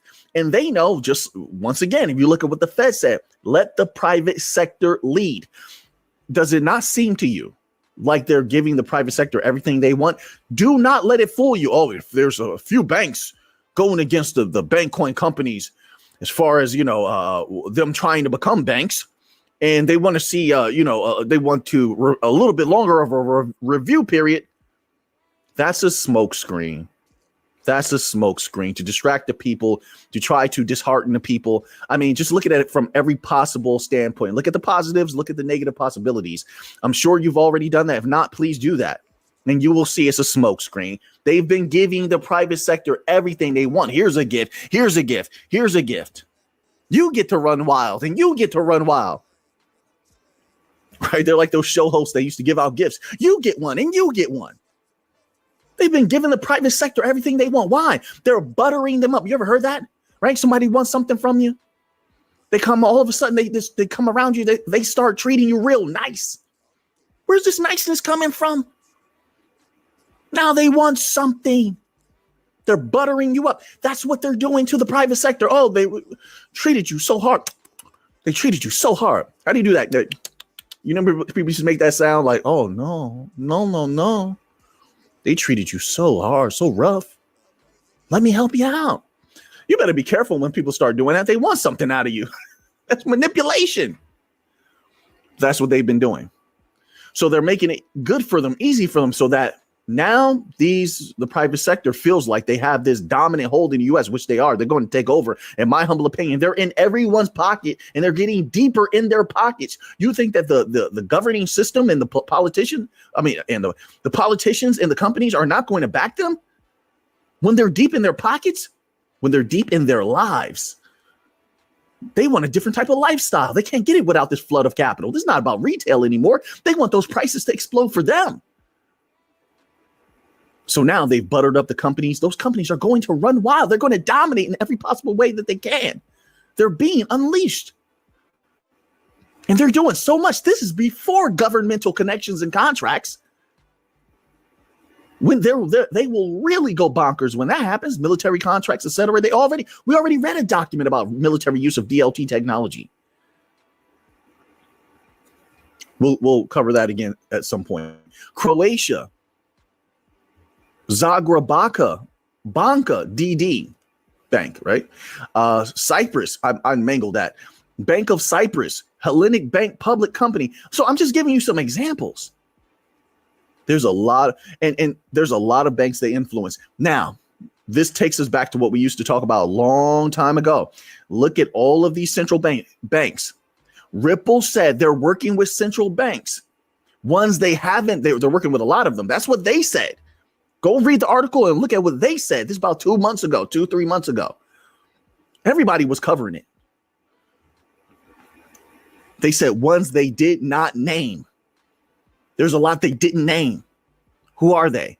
Because it matters to the degree that they're supervisory entities. To get those names is not just about the value moving through those central banks or that they produce, manifest, whatever. It's about who there's supervisory entities over. Who are they going to influence to use these systems? Everything that touches the XRPL has an impact on XRP's price. So this matters big time. We're in the big leagues now. Big leagues. Let's go here. Okay. All right. Look at this. I have another article for you. Big stuff happening. So we were just hearing about Ripple activities this year in Dubai. We're hearing about Ripple activities in UAE. All over the MENA region, we were getting Ripple activities, XRP activities, but we already knew that. We heard about the different things they're doing with Attajari Wafa again. I told you, when these banks are satisfied with something, they circle back around and say, hey, let's go all the way now. The world is ready. Bank coins being unleashed. Let's go all the way now. And that's what's happening. But this article here is titled Rock Bank becomes the first UAE bank to offer crypto trading for retail. Mark my words, the bank coins that have been deep in the MENA region, where all this is taking place. You have Ripple deep there. You have Ripple. I believe Hedera is deep there. Look all of this up. I'm remembering from research that we've done here on the channel over the years, but you can always do a quick search. Ripple is deep in the MENA region. I believe Hedera is deep in the MENA region. At one time, Zenfin had a lot going on there. I'm not sure what the update is. I haven't heard of what they're doing, an update on that in quite some time. I believe theirs was more from a regulatory standpoint, but, look into that. And there was one more. I can't remember who it is. Somebody else had some motion going on in the MENA region. But as far as Ripple is concerned, how deep they are with QNB Bank, Attajari Wafa Bank, all this other stuff. They got the real estate offering that they're building on the XRPL. I think they're going to take a huge swath of value out of here, be able to move a huge swath of value that definitely can impact that XRP price. But it continues here. It says Rock Bank became the first traditional bank in the UAE to enable crypto trading for retail users through its mobile app powered by Bitpanda. It continues. The National Bank of Ras Al Khaimah, Rock Bank, a government-owned bank in the United Arab Emirates, is the first conventional bank in the country to offer retail crypto trading. In a Tuesday news release, the bank announced the launch of a crypto brokerage service through its mobile banking app, allowing customers to buy, sell, swap cryptocurrencies directly from their UAE dirham accounts. Quote, we recognize the opportunity this solution will provide to customers in the UAE, as we believe they deserve a more efficient and seamless crypto buying, selling, and swapping journey that is fully regulated and entirely AED, said Rahil Ahmed, Group CEO of Rock Bank. They have let it be known that the MENA region, a lot of actors there, want to become the hub for crypto, and they're serious about it. So let's do this here. Ripple's connections in the UAE. Right? Let's just say list Ripple's connections. Why not? We're going to do that real quick because I want to get a more acute look at what we're dealing with in that specific area, because it's going to they're moving massive value over there, folks. And they're moving massive value. And I think real world asset, there you go. Real world asset tokenization in these regions is going to be massive. There's a lot of oil money there. There's a lot of commodities there. So here's a summary of Ripple's key connections and partnerships in the UAE. So Zand Bank, number one here, UAE's first all digital bank, partnering with Ripple to enable blockchain-based cross-border payments. Mamo, this is a fintech platform using Ripple's payments to simplify global transactions for UAE businesses and consumers. Dubai Financial Services Authority granted Ripple a regulatory license in March 2025, allowing it to offer crypto-enabled payment services in the Dubai International Financial Center. You have approval from the DFSA, greenlit Ripple's US dollar peg stablecoin for payments, treasury, and real estate tokenization projects. We just heard about that, right? For its real estate. Folks, I believe what we're going to see over the next 2 years is rapid development. We're already seeing that. Now, while it's more diversified now, it's going to narrow much more over the years because the more advanced chains are going to continue to take over. You're going to see a lot of these things, these seeds that they planted begin to grow. I think that's what's going to be most potent. Now, let's go here. We have some more XRP news. This article is titled XRP News Today. Key report and SEC vote set stage for XRP volatility surge. Bitcoin dips pre-Fed. All right, so let's find out what's going on here. XRP investors are in for a bumpy 48 hours as two key events could fuel volatility. On Wednesday, July 30th, the Presidential Working Group on Digital Asset Markets will release its first report, potentially, it doesn't mean it's a guarantee, right? Potentially supporting XRP as a U.S. strategic reserve asset. Would that be bullish? Absolutely, sure. But let's say that doesn't happen. XRP remains super bullish, whether it happens or not. There's just too many huge catalysts. Speaking of catalysts, I need to find a title for this video today. It's been super difficult coming up with titles. I'll tell you that much for these videos. It says XRP and ones that are accurate. It says XRP, but are not repetitious, right? XRP could soar to record highs if the U.S. government acquires XRP as part of a national crypto stockpile. And this is why some of the other countries were looking into this early on. A lot of companies are trying to develop XRP stockpiles, just like Solana digital stockpiles, because they know once the U.S. says something, many others will jump in once the U.S. does it. And yes, that price can skyrocket 100%. Sure. But the volatility, if it does happen, that volatility would be there. I don't expect it to stay high for very long, as many people are going to take profit. And that price, as fast as it went up, it probably will come down a little bit quickly. It will go back up once again, but once again, there will be that volatility. People are going to take profit quickly. It says here, U.S. government, they know that this is not, even with an explosion from something like this, if it took place, it's not the explosion everybody's looking for. It's a good explosion. People are going to make a ton of value off of that if this does occur. Not financial advice. I'm not a financial advisor, but it's not the explosion. It's not interbank payments explosion, payroll explosion, RWA explosion. It's not that. It's not B2B cross-border payment or payments of all kinds explosion. That is going to be astronomical, but it will be an explosion, right? Everything happens in degrees, as they say. So it continues. It says U.S. government purchases of XRP to build a stockpile will likely tilt the supply-demand balance firmly in XRP's favor, triggering a price breakout. On Thursday, July 31st, the SEC will hold its weekly closed meeting and potentially vote to withdraw its appeal in the Ripple case. A vote in favor of dropping the appeal would end the case and potentially expedite the approval of XRP spot ETFs. A U.S. government XRP stockpile and institutional demand through XRP spot ETFs will likely send the token to unprecedented heights.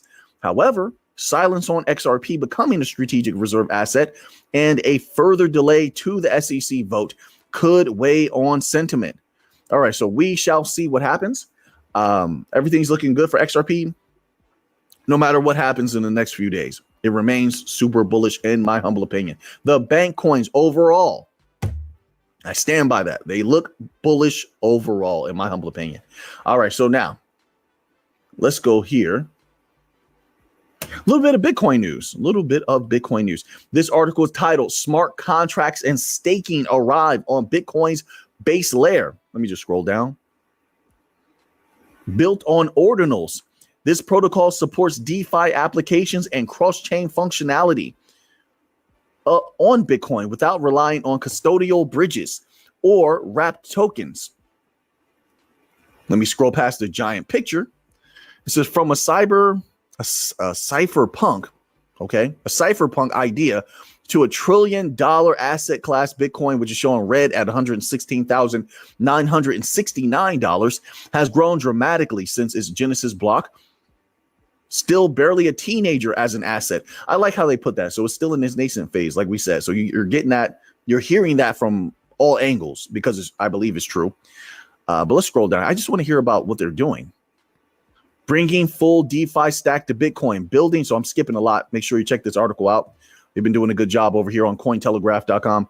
Building on this foundation as Tap Protocol, an ordinals-based solution that aims to deliver a complete DeFi toolkit while settling every transaction on Bitcoin's native layer. Its L1 co-processing feature enables developers to leverage smart contracts from other layer ones to co-process transactions on Bitcoin.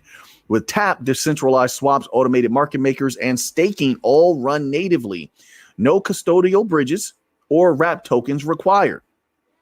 The protocol's native bridge also connects Bitcoin to ecosystems such as XRP, Arbitrum, Solana, and Internet Computer Protocol, widening liquidity without compromising security. All right, so that sounds good in my humble opinion.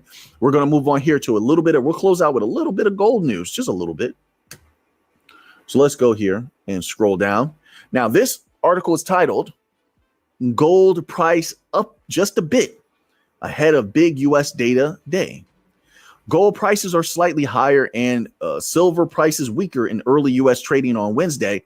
The precious metals traders are awaiting important U.S. economic data that is released today. December gold was last up $3.30 at $3,384.30. September silver prices were last down 23 cents at $38.06. A big slate of U.S. economic data, I beg your pardon, a big slate of U.S. economic data at midweek is highlighted by the conclusion of the Federal Reserve's Open Market Committee. The meeting that began Tuesday morning and ends this afternoon with a statement and press conference from Fed Chairman Jerome Powell. The Fed is widely expected to leave its benchmark Fed Fed funds rate range unchanged this week. However, many market watchers think Powell might indicate at this meeting that the Fed could lean easier on the Fed's monetary policy intentions this fall. Also on tap today is the advanced estimate for second quarter U.S. gross domestic product. GDP in the second quarter is seen coming in at 2.3% year on year. On Friday comes the all-important U.S. employment report from the Labor Department. I can't wait to see that. I just want to behold whether it's going to corroborate what I'm seeing coming out from regular people's reports. And they have been reporting what's going on in the job market, their experience all over the place. So it could get interesting quickly, folks. We shall see. A lot of these jobs reports, as you've heard me say in the past, and I think as they've exposed themselves, they have to, redo the numbers. Oftentimes, the numbers look like they're highly manipulated, but we shall see. It continues. Asian and European stocks were mixed overnight. U.S. stock indexes are pointed to slightly higher openings today in New York. In overnight news, okay, then they go into a little bit of other things that have nothing to do.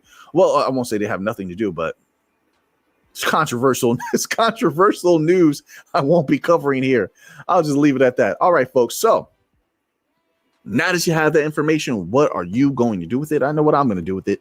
So until next time, everybody, let's get to the money.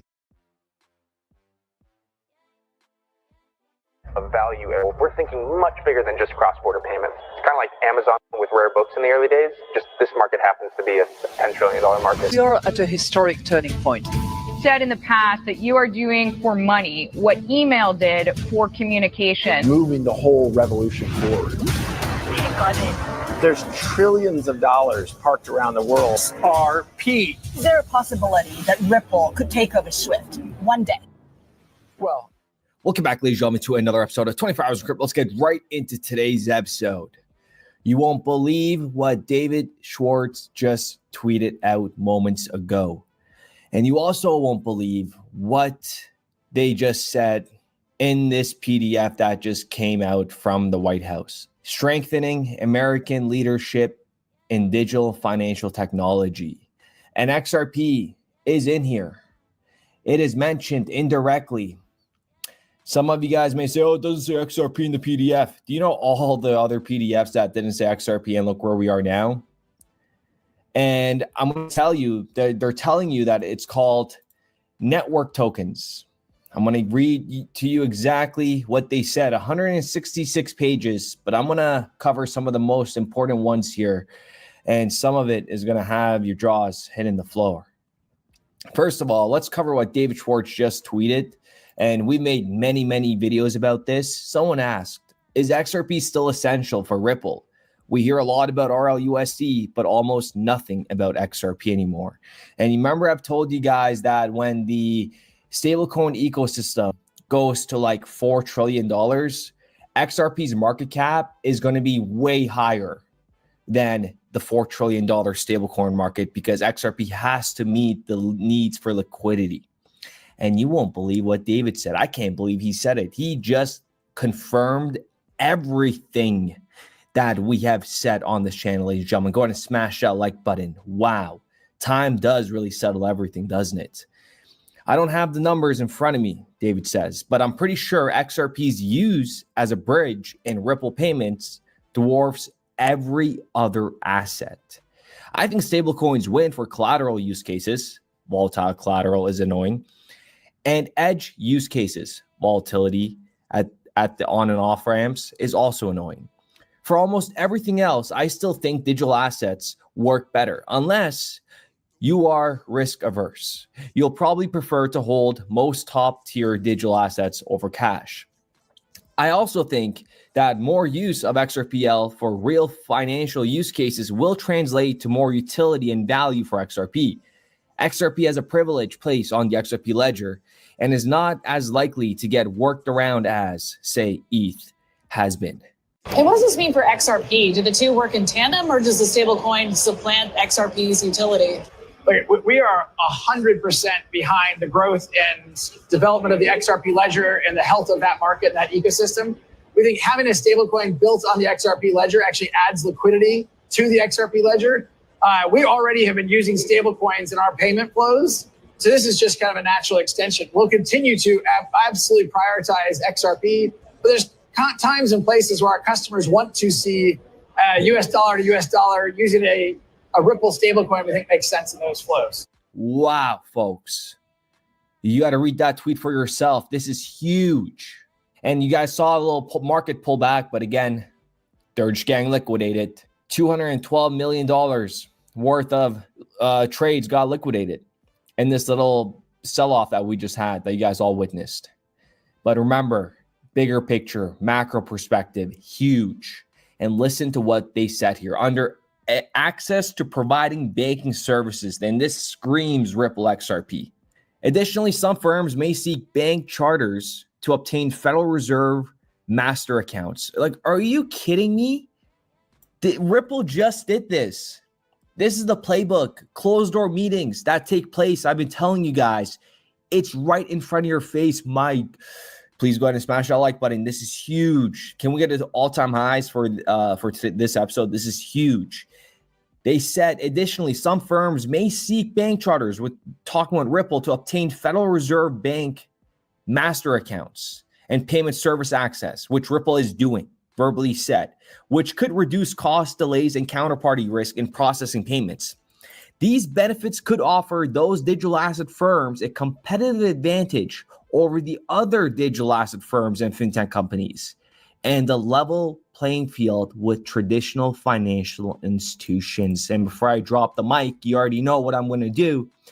It's been said again, mentioned again. The United States has a window of opportunity to shape the way these frameworks intersect and interact, fostering a level playing field on which American firms and markets can compete with the rest of the world. Interoperability of economies should connect more than 200 countries, and particularly their payments and securities infrastructures with each other. The ability to enhance each other's understanding, the ability to connect the diverse economies, the 200 or so countries in the world, and make sure the payment system works. And then we're creating a level playing field across all the cryptos. Used as a sort of universal bridge. And blockchains are what provide that level playing field so that the liquidity in digital assets could be applied to actually make that much more democratized. A level playing field. The bank is leveling the playing field between old and new. And that implies clearly a level playing field. Been losing hundreds of billions of dollars. We just want it to be a level playing field. Making U.S. companies competitive. We need to create a level playing field. Issue we need to address level playing field. Whatever we do, we create a level playing field. Look, there you have it.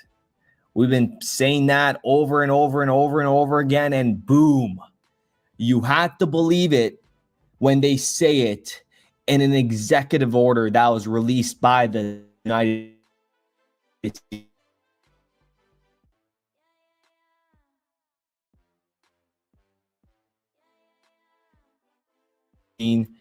Ripple, Grayscale, Bitstamp, ironically, right? Bitstamp, Ripple at the same time. PayPal Mafia doesn't get any better. And listen to what was said here under network tokens. A network token, sometimes called a protocol token, if you guys remember. The people who really understand what's going on with digital currencies understand that putting these protocols in place, the blockchain protocol, the Ethereum protocol, the Ripple protocol, the Ripple protocol. Refers to a token that is strictly connected to the functioning of a decentralized network or protocol. Importantly, to the extent that token's network is sufficiently decentralized. Its continued value is not dependent on the intervention or control of a single person or a group. Some network tokens used to pay transaction fees, gas fees, or stake to secure the network consensus. And this right here is XRP right behind it, disguised. This little paragraph, if I were to erase this, you'll probably see XRP in disguised. Network tokens are issued to allow users to participate in an open, decentralized network rather than to provide holders of a token for future profit flows from the efforts of a managerial entity. Unlike securities, network tokens do not typically grant equity, debt, or profit sharing rights. Their value is not derived from a corporate issuer revenue, but from the utility within the network. For example, demand from block space or voting power. When no single company controls the supply or demand of a token, and the token is essential to ongoing operations of the blockchain network, it begins to resemble a commodity or a type of an operational utility token. And you guys have heard many times Brad talk about XRP as being like a commodity. And also it says that it starts to act operational like a utility token. And remember the video, you guys are going to hear it at the end of this, when Brad says, understand the utility. I think what we're building has, it's solving a real problem. And I think all of the tokens, my advice to anybody would be, understand the utility. If there's real utility and there's real value being delivered to a real customer, there will be value in the token. If you're going to buy a crypto, understand the utility behind it. That video has been concreted in my video since the inception of my channel, because that right there alone said everything that we need to know, and people want to still dispute it. And further, they go on to state within 180 days, so within 100 days of the date of this order, so which is today, the working group shall submit a report to the president through the assistant to the president for national economic policy, which shall recommend regulatory and legislation proposals that advance the policies established in this order. So these are not, again, everything is still being designed. Isn't it amazing? Isn't it amazing everything that we have said on this channel happened? Monumental, folks. I had to cover this double header, had to cover it, especially what David is saying. I don't know what David is on, but I mean, in a good way, I love it. But wow, some big stuff were set by David. I haven't covered all of it yet. I mean, there's a lot going on. Stop watching day-to-day price action unless you're trading. Don't worry about the short-term price action for XRP at all. The short-term, 6 months to 12 months, even less, but I'm just saying the next 6 to 12 months, we're in a new world now. Do you understand that? With this dropping from the White House and everything that's going on, it's done. And I cannot wait to see where you guys are all mentally when we're at $6, $10. It's going to happen very soon, folks. Very soon.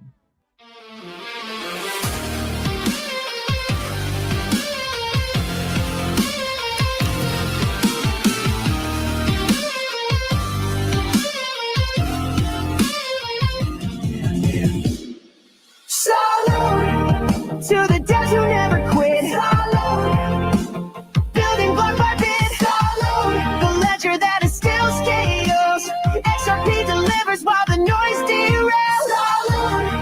Salute to the silent ones who knew. Salute to the signal cutting through. Salute, 100 is not just lore.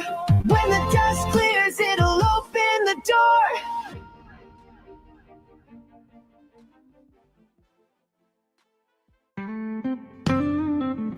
Told us dream small, but we had the stars in mind. While they chased hype, we studied time. In the noise we found the signal. Brad knew just what to do. Now XRP hums like jazz, running smooth and true. Money's changing, systems bend, ripple flow into the end. Truth is quiet, bold and deep. We salute the ones who lose no sleep. Salute to the minds that built this chain. Salute, salute through the trials, through the pain. Salute, salute to the calm, to the wise. Salute, 100 in our eyes. Bitcoin maxis yell on stage, stuck in loops they call belief, while XRPL just clears the way No delay, no grief. They hoard coins like dusty gold, but we got utility in every fold. The future ain't loud, it's steady breathing. Real ones know what's worth believing.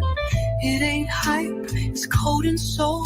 We salute the ones who see the whole. Salute to the builders, to the flow. Salute, salute, where the real ones choose to go. Salute, salute, to the heart, to the plan. Salute, XRP will lead the land. Value don't lie, and truth don't shake. Let the whole world break, we remake. Strategic reserve, written in stars. XRP gonna take us far.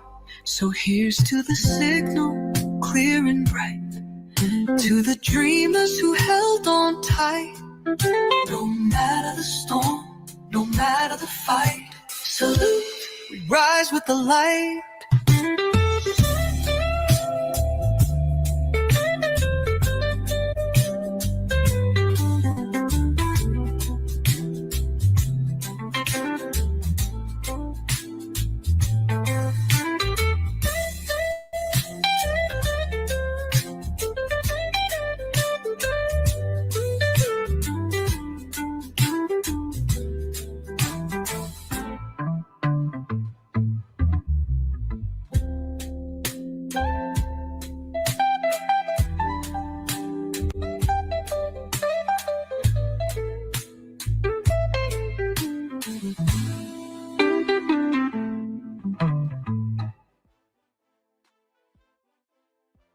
We started building RippleNet with the thesis that crypto liquidity would eventually be able to.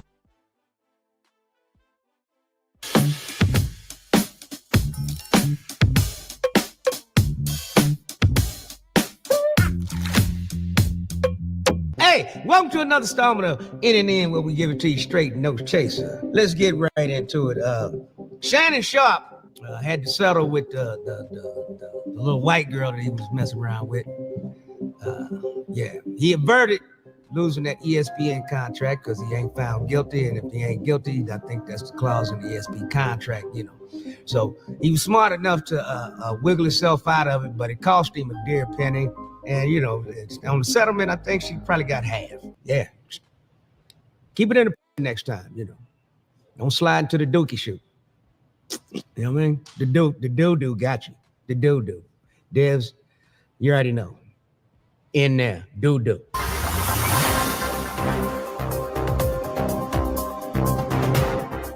Y'all remember we had a raffle for the t-shirts? Of course, I'm a man of my word. What the And the winner is 787 Sunshine is the winner of these two beautiful t-shirts. You can cop yours on EddieGriffin.com.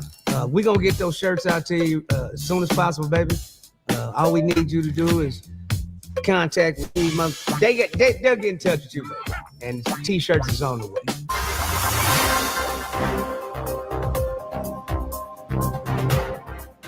Also in the news, the Jacksonville, y'all seen this cop? Well, these cops, it was a bunch of them motherfuckers. They snatched this young man out of his car because he didn't have his lights on because it was raining in the cop's head.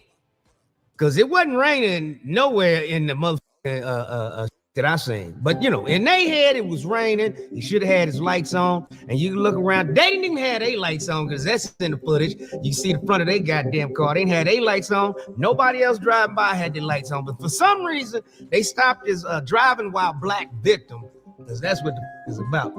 And that big, fat, buff cop, you too, you son of a... You should have stopped them white boys from whooping that little ass. He had every right to say, I don't want to get out the car. What you charging him with? Nothing. Supposed to listen to y'all, obey it. We say something, you're supposed to just get out and do. This ain't no motherfucking Gestapo. This ain't motherfucking Germany, you sick sons of bitches. Check it out. Look at this. Exit the vehicle now. Exit the vehicle. Show me your hands. Here.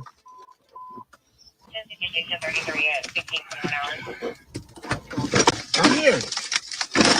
What is your reason, sir? Step out. What is your reason? Step out now. All right. No, don't. Get on the ground. Put somebody. Put your hands behind your back. Put your hands behind your back. Hands behind your back. Now, we seen what we seen, did we not? Of course we did. Our eyes did not lie to us. But this sheriff, the captain, whatever the his name says, he says, look, don't believe your eyes. He said, social media is not reality. What the is it? That wasn't no CGI stop. CGI didn't pull him over, you summer. It was some real motherfucking cops who should be out of a motherfucking job, but you coming for them. Because it's the good old boys club, good old boy network. And you good old Sambo ass have joined good old Sambo ass motherfucking network, sons of bitches. You did not see. It was all a magic trick. The little drove home safely. Take what out of context? My eyes ain't out of context. I don't even wear contacts. We'll be right back after this. Y'all, sons of bitches. We'll be right back after this commercial break.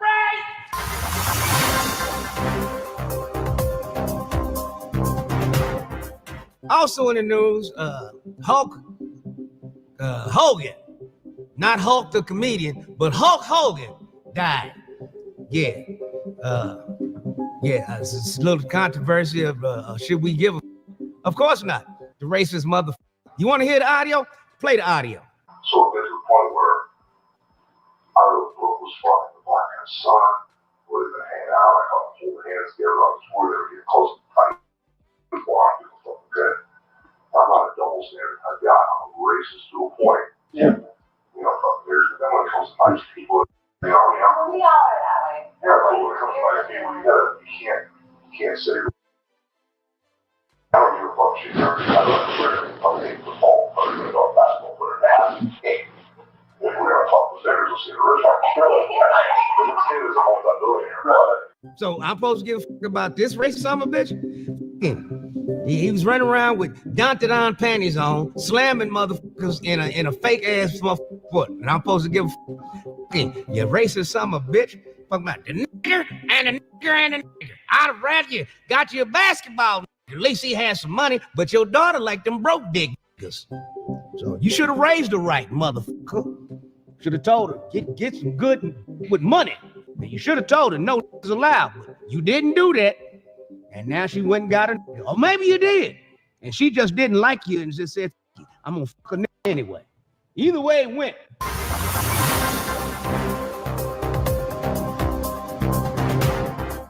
In other news, Ozzy Osbourne died. And that really hurts me because, you know, I like rock and roll. And, you know, anybody that can eat a bat is all right with me. Anybody that can snort a row of ants and live, how long that motherfucker live? 76 years old. And Hulk Hogan pushing vitamins and all that shit, lifting weights and shit. And he died before Ozzy snorting ants and eating bats. Yeah, Ozzy Osbourne. Woo! Sharon!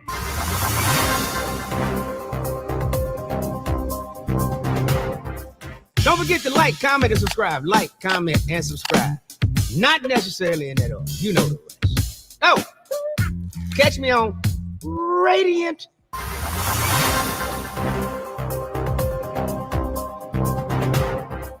Leave me alone. Leave me alone. Get your fucking truck. Leave me alone. Leave me alone. Get your fucking truck. Tell the cops. I'm leaving now. Get me out of the fucking phone. Let's go, bitch. Let's go. Get in the fucking truck. Yeah. Don't get out of the truck no more. Don't get out of the truck no more? Take you out. Yes. The sheriff's department's coming to get rid of you and your fucking money. Okay. So stay in your truck. Yes, sir. Before something bad happens. Yes, sir. Get in. Yes, sir. Yes, sir. Yes, sir. Yes, sir. Yes, sir. Shut your door. Shut your mouth. You're the sheriff? You're the sheriff, right? Yes. And you weren't trying to talk to me. I'm drawing the window down? I'm done talking to me. Shut the door. Can I draw the window down? No, roll the other window down. Hey, sir, you slammed the door on my dog. And that's all I'm recording. I'm going to put you in jail. That's all I'm recording for slamming on the dog. I didn't slam it on the dog. You did, dog. Yes, you did. Have it on recording. Yes, sir. Y'all going to jail. Y'all going down. Town going down. Well, I just watched that for the first time. That's a town full of Klansmen, obviously, and the sheriff is an outstanding member. And they're walking around without their sheets on this time. And it was one of the dumbest motherfuckers I've ever seen, because he's trying to reason with a motherfucker that just wants to hang him.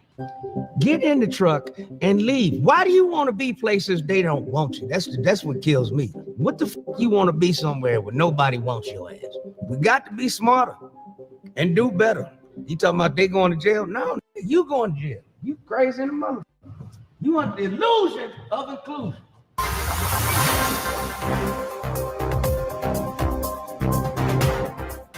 We were all warned,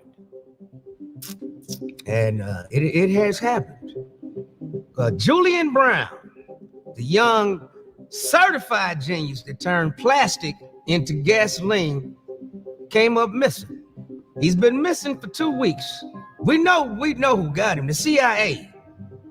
Yeah, capture individuals anywhere. That's what the stood for this time. And who'd you capture him for, huh? I tell you who you caught him for. You caught him for Big Oil. You caught him for Texaco. You caught him for Mobil. You caught him for motherfucking Saudis and all that. That's who you caught him for. Because he'd have put all you motherfuckers out of business, turning plastic waste into gasoline. If anybody seen where this brother got picked up at, know his whereabouts, do not call the authorities. They in on it.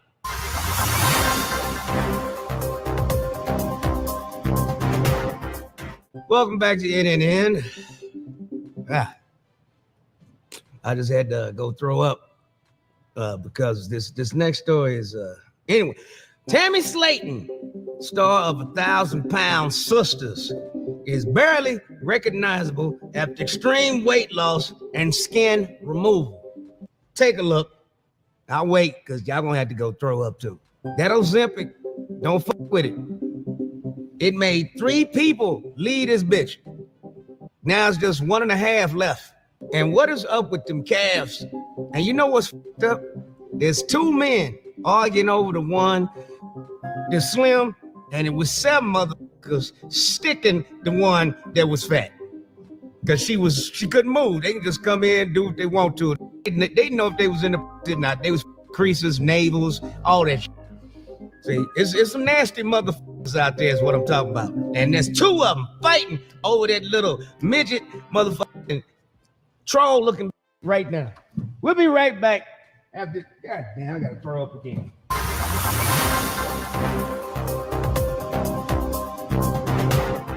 Hello? I have a boyfriend. Hello? I have a boyfriend. Hello? I have a boyfriend. So, we say you're what? Actually, you're kind of cute. Can I get your number? Kiss me? I have a boyfriend. Hello? Dude, I just said I have a boyfriend. Where are you exactly? Hello? Hello? I have a boyfriend. So, where do you say you are? Oh, Melbourne Central? And these are the women that we got to deal with nowadays. They think they don't stink. If you just say hello, they think you talking to them. And that motherfucker's on the phone every goddamn time. That's what you retarded motherfuckers get. Don't nobody want to fuck y'all all the time. Just most of the time.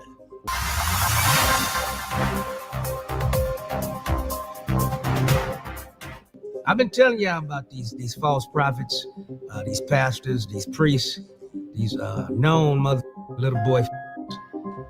Well, a sex trafficking warrant has been served at the LA home owned by an alleged TikTok cult pastor. Dancing for the devil. The Chinese community is up in arms that this motherfucker is even down with the devil. And what kind of is this? This is ridiculous. You're TikToking little children, and then they come up missing and they become orange chicken. The gall. The unmitigated gall of it all. I'm totally inebriated.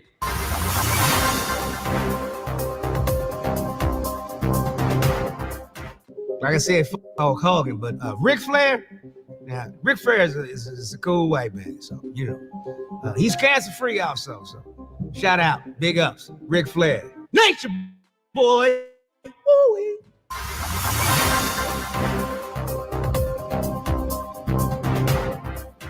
Vegas is in the news again. Armored truck was robbed, and they got away. $300,000. $300,000. Metro sources tell 8 News Now an armored truck was robbed outside this U.S. bank here near Charleston and Wallapai. They also tell us the thieves took about $300,000. I ain't gonna say it was an inside job, but it had to be an inside job. I mean, how else did they get access to the armored truck? Who knew the routing? And somebody on the inside set that up. So, to the mob, y'all know what to do, because it's y'all money. You know what I mean? It was in Vegas. Yeah. Somebody's going to have to pay. Somebody's going to take a dirt bath. There's a whole lot of sand out there, and somebody needs to bathe in it constantly. That's it for me. NNN signing off. Rest in peace, Malcolm Jamal Warner. Good night. I'm out. Ladies and gentlemen, stop what you're doing, because what just dropped out of the White House is nothing short of a political nuclear bomb, and it's got Beijing scrambling like we've never seen before. Now, I'm talking about President Donald Trump, Donald J. Trump, and Vice President J.D. Vance pulling off a move that was so explosive, so devastating to China's global stronghold that even America's allies are stunned. And the globalists, they're terrified. Now, for years, we were told that China couldn't be touched, that they owned the world supply chains, that America had to bow, that we just had to take their manipulation of our jobs, of our markets, our tech, and even our national security. But today, Trump and J.D. Vance just flipped the chessboard. A trade nuke has been unleashed, a massive, unprecedented strike that puts China in full-blown panic mode. And I got the inside details on exactly what happened, like why it's shaking the global markets tonight and what's about to happen next that Beijing absolutely does not want you to hear. Because here's a kicker. This is not just about the tariffs. This is about 20 years of U.S. weakness being ripped off by the roots. Guys, it's about elite cover-ups that ultimately protected China's rise while burying the truth about Epstein, the deep state, and globalist power brokers who sold out America behind closed doors. So, folks, today you're going to see why President Trump's nuclear strike on China is the first real attempt to take our country back in decades, and why every globalist and every corrupt player is terrified about what will come next.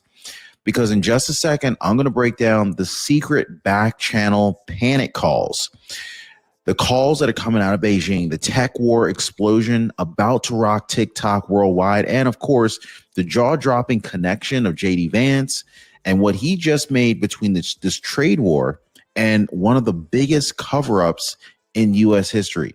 What President Trump and J.D. Vance did today, this will either be remembered as the moment that America finally stood up, or as the spark that set off the next global firestorm.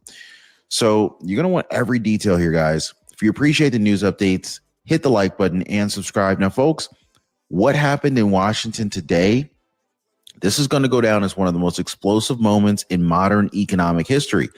President Donald J. Trump and Vice President J.D. Vance, they didn't just talk on China. They pulled the pin on an economic nuclear bomb, and now Beijing's entire trade empire is shaking. Reports are flying out of Asian markets tonight. Panic calls, emergency meetings, entire supply chains are frozen in fear because they've never seen an American president hit this hard, this fast, with this much leverage. And it's not just China that's rattled. European leaders, they're scrambling. South Korea is sending envoys overnight, and financial analysts, they're saying that this is the biggest single shock of global trade in 30 years. And so here's the thing that should pretty much grab every single American watching the show tonight. This bomb wasn't built overnight. This is the result of a plan that President Trump's been putting together since day one of his return to the White House in 2025. This is a plan designed to rip apart decades of bad deals, drain the swamp of globalist corruption, and put America first, no matter who it upsets. But what does this nuclear trade strike actually mean for your family, for your paycheck, and your cost of living? Well, this is where the tension really starts. Now, one of my subscribers, Thomas, he was ready to give up. He was drowning in copays, denied medications. He couldn't even get a straight answer from anybody. Then he called Chapter. The agent explained everything like it was family. And he said, I finally feel in control again. That came from Thomas. I got another comment from Michelle. She said, no spam, no sales pitch, just real help. Thank you, Ron. Hey, Michelle, I'm glad I can help you out in some way. So guys, their agents are not paid commissions to push certain plans. This is why I trust them. This is why I partnered with Chapter. And if you're feeling overwhelmed, there's a reason that you need to hear this. Give our friends a call over at Chapter. See how much money they can save you on your Medicare. Phone number is listed down below. Should see it on your screen. Phone number is 909-563-8279, or hit them up on the web at askchapter.org/Ron. This one call could change your entire life, just like it did for Thomas. Now, for decades, politicians in Washington, they told you China was untouchable. They told you America had to play nice, take the hits, watch our factories close, watch our jobs go overseas, and just go ahead and let Beijing cheat the system year after year. Today, that changed. Trump just rewrote the rules of global trade, and this time, it's America holding the cards. Massive new deals already signed with the EU, UK, Japan, Vietnam, Indonesia. They're already shifting billions of dollars of manufacturing back home. Tariffs of up to 50% are now on the table for any country, including China, that refuses to play fair. Now, for the first time in decades, China is on its heels. They're staring down a United States that's saying, look, no more stealing, no more fake deals, no more robbing American workers. But here's a twist. Here's a twist that has the entire world just biting their nails. Will this genius America First strategy save U.S. jobs and crush decades of globalist manipulation? Or will Beijing strike back, sending costs to the roof and sparking a worldwide economic war? Well, this is not just numbers on a screen, folks. This is about your paycheck. It's about your savings account, your future. And right now, Trump and JD Vance have just put the entire world on notice. America is done getting played. And so I'm only just now getting started with you guys, because I want to really tell you about what JD Vance's explosive statement that really calls out 20 years of weak leadership and how it all connects to this shocking cover-up that ties the same globalist elites protecting China to one of the darkest scandals. Now, trust me, you're not going to want to miss this. So, folks, I want to sugarcoat this. JD Vance, he just threw a live grenade into Washington's swamp, and the shockwaves are still rumbling tonight. So the vice president didn't just defend Trump's decision to drop this trade nuke on China. He called out 2 decades of betrayal by past presidents and their so-called trade experts. Bush, Obama, Biden, all according to Vance, all 3 sat on their hands while China walked all over America, stealing intellectual property, undercutting U.S. jobs, and flooding our markets with cheap goods, all while politicians smiled for the cameras. JD Vance made it clear. For 20 long years, American leaders refused to enforce fair trade, refused to stand up to Beijing, and even covered for them behind closed doors. And now, in 2025, it's Donald J. Trump who's saying, look, enough. America's never going to be your punching bag again, period, point blank. But here's what JD Vance hinted that the mainstream media doesn't want you thinking about. Was this weakness, or was it really incompetence, or was it corruption? Were these deals lopsided by accident, or was the establishment pocketing their payouts while your jobs disappeared overseas? I'm going to leave that for you guys. I don't want to try to pressure you to think one thing or the other. You decide, folks, because what JD Vance said next ties this entire global mess to a scandal that's going to completely blow your mind. Now, JD Vance didn't stop at calling out trade treason. He went for the jugular, connecting the dots between decades of corrupt leadership, global elites, and a cover-up that's so dark it just makes your skin crawl. He reminded Americans that the same people who went easy on Jeffrey Epstein for 20 years, from the DOJ under Bush, Obama, and Biden to the legacy media that buried the truth, they're the same globalist power brokers that let China rig the trade game unchecked. Think about that for a second. 2 decades of silence on Epstein's client list, 2 decades of silence while China pillaged our economy. Who benefited? The same elite class that's now panicking because Trump and JD Vance are ripping the lid off of every last cover-up. And it gets worse. Evidence has now suggested that Trump himself blew the whistle on Epstein in 2004, banned him from Mar-a-Lago, and then later helped victims seek justice in 2009, while every other politician stayed quiet. So ask yourself this. If they were willing to hide Epstein's crimes to protect the powerful, what makes you think that they wouldn't sell out America's trade future to line their own pockets, right? This is what's at stake. Trump and JD Vance, they're not fighting China. They're fighting an entire corrupt global network that's been feeding off American workers for decades. And yet it gets even more intense because behind the scenes, while the trade war is heating up, China's leadership is running scared.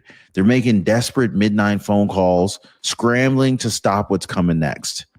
So, ladies and gentlemen, while the media is busy spinning their usual narratives, something big is happening behind closed doors in Beijing tonight that they don't want you to see. Sources very close to these negotiations say Chinese officials are in absolute panic mode. They're calling emergency strategy sessions, burning the midnight oil, desperately searching for a way to stop Trump's tariff strike from hitting them like a freight train. Here's the truth, though. It's not just about the tariffs anymore, guys. Trump and JD Vance have turned this into a full spectrum economic war. AI warfare, Beijing fears losing their grip on cutting edge tech exports, IP theft, decades of stealing U.S. inventions. This could now trigger $1 billion penalty or greater. TikTok is under fire. A looming September 17th shutdown in the United States could be the final straw, sparking this massive domino effect where basically Canada and Europe would have to follow suit, crippling China's grip on Western social media. Now, for years, Chinese officials, they thought that they could pretty much game the system. They could break every rule. They could walk away clean. But today, Trump and Vance pulled the trigger on decades of pent-up American power, and Beijing knows that their time is up. But here's a question only you can answer. Is this the long overdue stand that America needed, or is this the opening shot in a digital economic Cold War that could change everything about the modern world? Because while China scrambles to stop the bleeding, other nations are watching every move and deciding which side they're on. Now, right now, it's not just China that's on the hot seat. Every nation that's been living off of America's back for decades is lining up at Trump's door, begging to make a deal before the tariffs hit them too. Now, in the last few weeks alone, Europe, the UK, Japan, Vietnam, and Indonesia, they've all signed historic agreements that are bringing jobs and production back to the United States. And what's the market reaction? Chaos. Some analysts are calling it the second great trade shock. Others are just saying it's the smartest geopolitical play in 50 years. Stock markets are whipsawing. Investors are panicking. One moment they're panicking and then celebrating the next. It's crazy. And like every headline screams a different prediction. But here's the reality that nobody on Wall Street wants to admit. This is what it looks like when you dismantle the globalist machine. It's not smooth. It's not easy. And it rattles the cages of every elite that got rich selling you out. And so this is exactly why the world is watching. Will America's allies step up, join Trump's vision, and finally put their people first? Or are they going to cave to the same global order that ultimately let China rise unchecked while your cost of living soared? Because make no mistake, this isn't just about trade policy. This is about what kind of world we're going to live in 5 years from now. And folks, we're about to really just kind of wrap this thing up here, because there's a choice that nobody can avoid, a choice that really kind of defines whether Trump and JD Vance's nuclear strike becomes America's greatest comeback story or just another fight lost to the same corrupt powers that sold us out before. Ladies and gentlemen, when history books look back on this moment, it's not going to just see tariffs, trade deals, and panic in Beijing. It's going to see a turning point. The moment America had a choice to choose what kind of a future it wanted. Now, for decades, the global elite, they sold you a lie. They told you outsourcing your jobs to China would make you richer. They told you weak trade deals, tech handovers, and foreign censorship were just the cost of progress. And while you worked harder for less money, while your town's factory shut down, while your children's future got shipped overseas, they lined their pockets and they called it free trade. Today, that's over, guys. Trump and JD Vance have fired the shot that establishment never wanted to hear. A nuclear strike on the entire system that made China powerful and America dependent. And so here's where you come in if you're watching the show right now, because this fight isn't just in the Oval Office. It's everywhere. The globalists and their media puppets, they're going to scream that this is reckless, that this is dangerous, and that America's wrong for finally standing up. So ask yourself this. Do you stand with Trump and JD Vance fighting for a future where America writes its own rules, protects its own people, and refuses to ever be sold out again? Or do you surrender back to the same politicians and power brokers who spent 20 years protecting China, hiding scandals like Epstein, and treating you like it didn't matter? There's no middle ground anymore. This is patriotism versus globalism, truth versus corruption, America first or America last. And make no mistake, folks, China knows what's coming next. The panic in Beijing tonight isn't just fear of tariffs. It's fear of a United States that they can no longer control, a president that they can no longer buy, and a people who are finally awake. This is only the beginning. The next moves from Beijing, the backlash from the globalist elites, the quiet phone calls being made right now, they're going to change everything in the weeks ahead. So here's what I need you to do. Do not stop here. YouTube thinks that you're going to love the next video that just popped up on your screen. And trust me, it digs even deeper into the corruption Trump and JD Vance are exposing right now. Click that video, watch it, share it, because it isn't just news. It's a battle for the future of our country, and every single one of us has a role to play. We'll see you on the other side. Oh, man. You can't make this up, right, y'all? Y'all really can't make this up, man. I'm telling y'all know what's going on. Hold up. I dropped a video yesterday about this topic. Govain went to court. He went there pleading not guilty. And right when I dropped the video, some more news broke. And we're going to talk about this. We're going to go to the news clip. We're going to talk about all this. Saying that the evidence they're going to have, they're trying to seal it. They're trying to seal a lot of evidence. And they actually want the case to be thrown because they're saying the evidence that they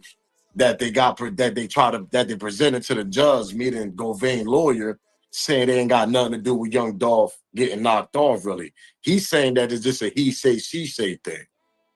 According to Govain lawyer. This is what he said. He want the case thrown out, and they're saying they want the evidence, certain evidence sealed. What? First you walking around here going to Vegas, you gambling, you got a curfew. I mean, you doing what you want to do out here on a high profile case as that. Rest in peace to my boy Young Dolph. And they saying that they offer him a plea deal. He ain't want it. So obviously they going all the way with this. They going straight because they went to court yesterday and they went to court today. So he was back to back with the court dates today. He had to go back today for a little, motion 2, whatever. And they push a motion there that, they put 16 motions in, meeting Govain lawyer. And they want some of the evidence sealed for the public not to see. What you got to hide? What's going on here? We got to talk about this, man. This is nasty work. I'm telling you. Didn't I tell you? I can't make this up. There's more people on the back end of this situation, of this Dolph case. That's what's going on here. Smash the like button, subscribe to the channel, man. Let's get this show started, man. Yo. If they know, they know. It's your boy Smoke News TV. We back in the building, man. Smash that thumbs up. It ain't gonna hurt your feelings. It ain't gonna cost you. Absolutely free. Share this video. Make sure you subscribe to the channel. Keep that notification bell on so you know when I'm dropping my video. Make sure you try to get your membership. Team Smoke Gang. Shout out to everybody that got theirs. Know what I mean? Shout out to Team Smoke Gang. Shout out to everybody supporting the channel. Appreciate y'all. Let's get this copyright out the way, because, man, we got a lot to talk about. And y'all might as well sit back, buckle up a little bit, light one up for Dolph, because we're going to be here for a while. Just the video I dropped yesterday. Oh, we got another one. We're going to talk about a lot of things also today. So let's get this copyright out the way. Copyright fair use disclaimer. You can find that in my description. On my channel, everything that I speak on over here, absolutely for educational and entertainment purpose. Again, copyright fair use disclaimer. You can find it in my description on my channel, on this channel. Everything that I speak on over here, absolutely for educational and entertainment purpose. The clips and videos I play are also owned by the original creators. So if y'all don't know what's going on, this is what's going on, man. Paperwork for young Dolph. Y'all see what's going on. Murder suspect has been ordered to be sealed. Paperwork, evidence, stuff like that. Oh yeah, that's ordered to be sealed. Who he talking on? Who he speaking on? What he about to do? What's going on? Who recruited you? Who you involved with? That type of paperwork. Yeah. Do I got to pedal back on that? I sit back and wait on that. That type of paperwork is what we talking about on here. They want that shit ordered to be sealed. Where the hell they do this at? They do this to people that's working with the federalities, trying to cut a deal, whatever. But see, the thing is, we understand this. That's why I dropped that video yesterday to say, okay, we understand if you end up turning around, start flipping, start talking, they want the paperwork sealed because they don't want the public to see it, whatever. We understand that. But who he's gonna talk on, who he's gonna snitch on? That's the big question we need to be asking right now.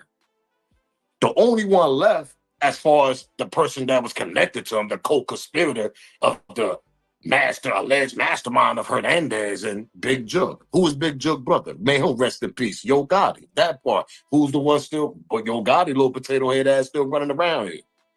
So who you gonna tell? He gonna tell on CMG, Yo Gotti, them niggas? Who you gonna speak on? You gonna put everything on Big Jug? But see, if you're gonna put everything on Big Jug still the underboss of CMG. Big Jug still was one of the bosses of CMG. Big Jug was he was the co-founder of CMG. So if you're gonna go after him, you got to go after what's behind on pause, what he carried, the money, the order to hit, the money that the revenue that he was getting from the CMG label, allegedly, and everything I speak on is alleged, to profit to get them boys to do what they got to do to go knock off some certain members out there in Memphis and the PRE group. Because y'all forgot about this. Y'all forgot about this. Hey, go on to bed, man. Y'all forgot about this. This is some chicken right here. This is what, 200? This is about what? That's about 225,000 right there. We talking 100K for Dolph allegedly, 50K for On Key Glock allegedly, 50K. Come on, for on PRE, woo. Then you got Moochie Grape down there. Then you got Snoopy Bands. Come on, man. That's 225K right there. Who the hell you think they put that money up? So if they try to say that this nigga gonna end up taking a stand and blaming on the dead, Big Jug. Hold up.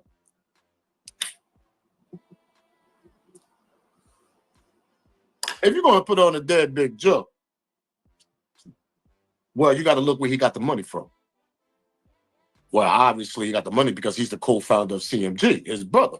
Revenue's coming in from the artists. All that's coming in. That machine coming in, nigga. You got 225K on the list over here to knock off certain members, allegedly, that's coming from the CMG camp. I didn't make this up when I showed y'all. This shit was presented in court during the trial when Straight Dropping them niggas went to trial for this. Y'all forgot? See, I got to remind some people sometimes because it's been a long time. Yeah, they presented that in trial. Yeah, look at Judge. There was $100K on Young Dolphin, this and that. Yeah, they presented all that on trial. And some people forgot about this. So if they're gonna try to blame it on the dead, meaning Big Jook, Govain, if he decided to do what he got to do to get himself out the situation, then to make it seem like he wasn't the alleged mastermind, Big Jook was the mastermind of everything. What they're gonna say? Well, where Big Jook get that money from? Oh, he's connected with Yo Gotti and CMG and all that. Oh, let's go talk to his brother and go see what's going on that side, because we know Yo Gotti and Young Dolph is the reason why all this started happening, because they was bumping heads in the industry, bumping heads in the streets. So what I'm trying to say is the domino's gonna fall. It's a domino effect. So if they try to blame it on the dead Big Jook, they're gonna obviously go after CMG because he was the co-founder over there also. We forgot about that. That was Big Bro. This is nasty work, man. So he got a big decision he gonna have to make here. Because if you blame it on the dead Big Jook, it's gonna jeopardize probably the CMG label. That's what I'm trying to paint here for y'all. Oh, I think he's just gonna blame it on Big Jook and the fans gonna get away. Okay, case over, it's over with. We ain't gonna look at CMG. You know what? Y'all forgot about the shootouts. Y'all forgot Black Youngster and all them niggas 100 shots. Y'all forgot about the California. Dolph got hit in his arm connected to CMG, the person they arrested. Y'all forgot. They're gonna look at all that. That's all in files. This shit was in the news. So y'all think they're just gonna blame it on their case closed, is over with? No, look at Lil Durk and King Von situation. I sit back and wait on that.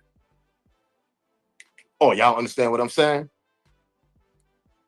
Remember King Von and Lil Durk had that case down in Georgia before King Von passed away? I sit back and wait. Everybody like, oh yeah, I remember that.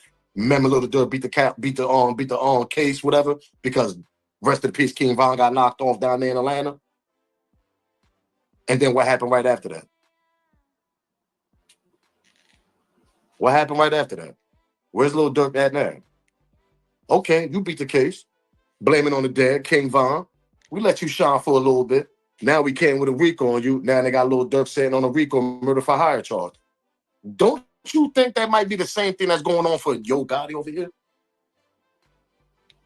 I sit back and wait on that. Because what I'm trying to explain, if you're going to blame it on the dead is going to be connected to the label, to the brother, to everybody else.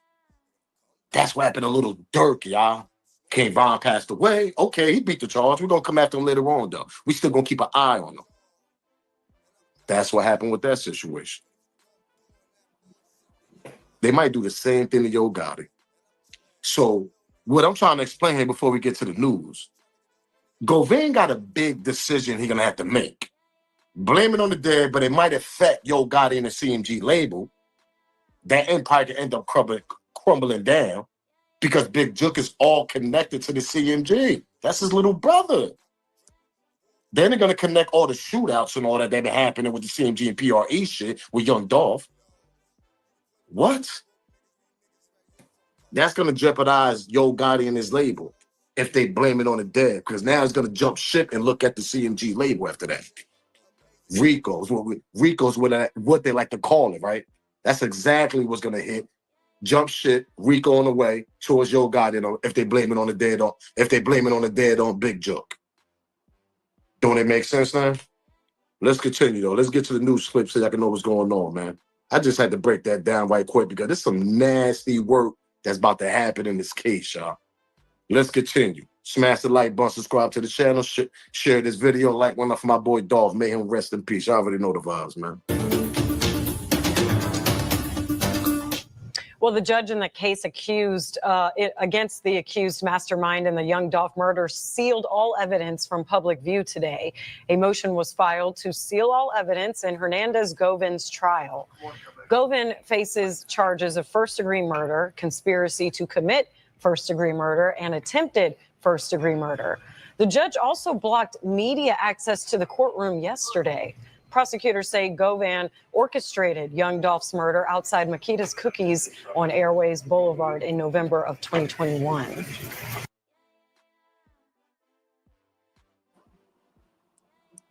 Let's continue with the new update now. So that is the reason why they didn't allow us in. My understanding. Now, y'all see he got two different shirts on. This to keep y'all posted what's going on. The clip I just played That's yesterday court. Today he went to court again. That part. You see, you got a whole different shirt on, a little tie and all this. Govain lost a little weight there, man. He was stressing a little. He got a lot of decisions he's gonna make here now, man. He got a lot of decisions he's gonna have to make here, nigga. Big decisions. Because if you blame it on the dead, nigga, that's just gonna be connected to CMG, nigga. Big J connected to CMG. So what you gonna do? See, some people didn't think about this. They be like, oh man, what? He blame that shit on Big J. CMG is over, nigga. Rico on their way.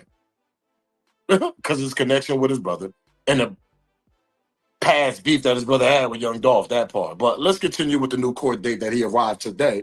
And yeah, that part. Yesterday, whatever you want to call it. What's today's date? Yeah, the 30th. He went to court today. Yesterday and today, court date. People will go there, man. What's going on here, man? So that is the reason why they didn't allow us in. My understanding.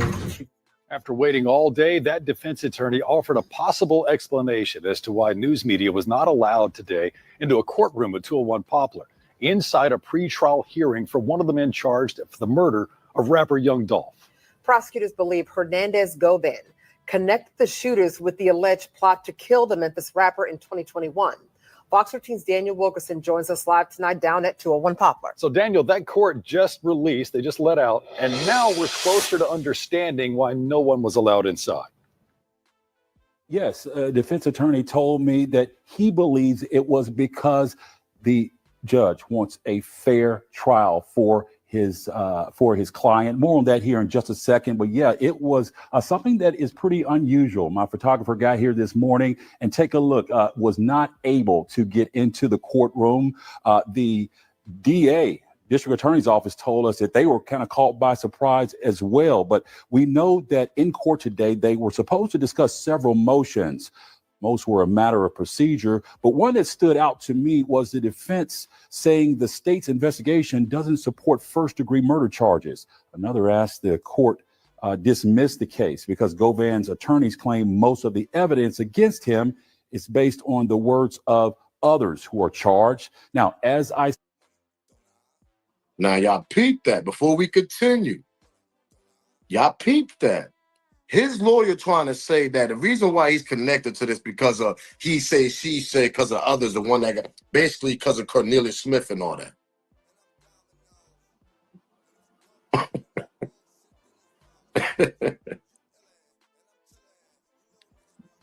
You can't make this shit up, yo.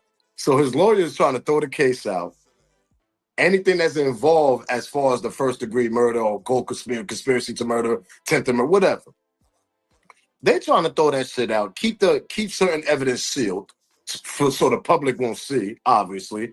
And they don't even want no cameras inside there. I don't know if the camera's gonna be on the 18th, it probably will be, but his lawyer's pushing like mad motions. We don't know what this nigga gonna do. See, if you ain't got no cameras in there and you want like an empty court or empty trial, that means you're gonna start talking.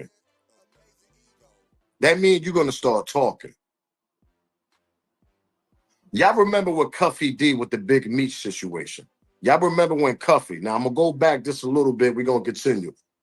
Everybody know the Big Meech and the Cuffy situation. Cuffy said Big Meech allegedly snitched on him a third party. We all know the history.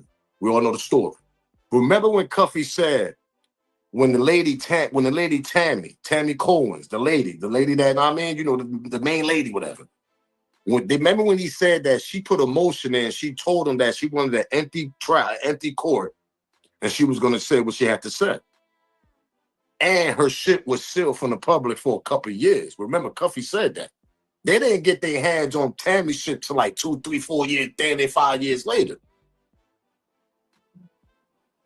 I'm just trying to throw that out there so you can understand when they say they want that empty court, no cameras. They just want prosecutor, defense, and all that, and the nigga on the stand. That means he's gonna do a little bit more what he came there for. But the big question is, who he gonna talk about? Yo Gotti? Or he gonna talk about Big Jook? But that's gonna connect to Yo Gotti no matter what. Let's continue. Smash that like button, subscribe to the channel.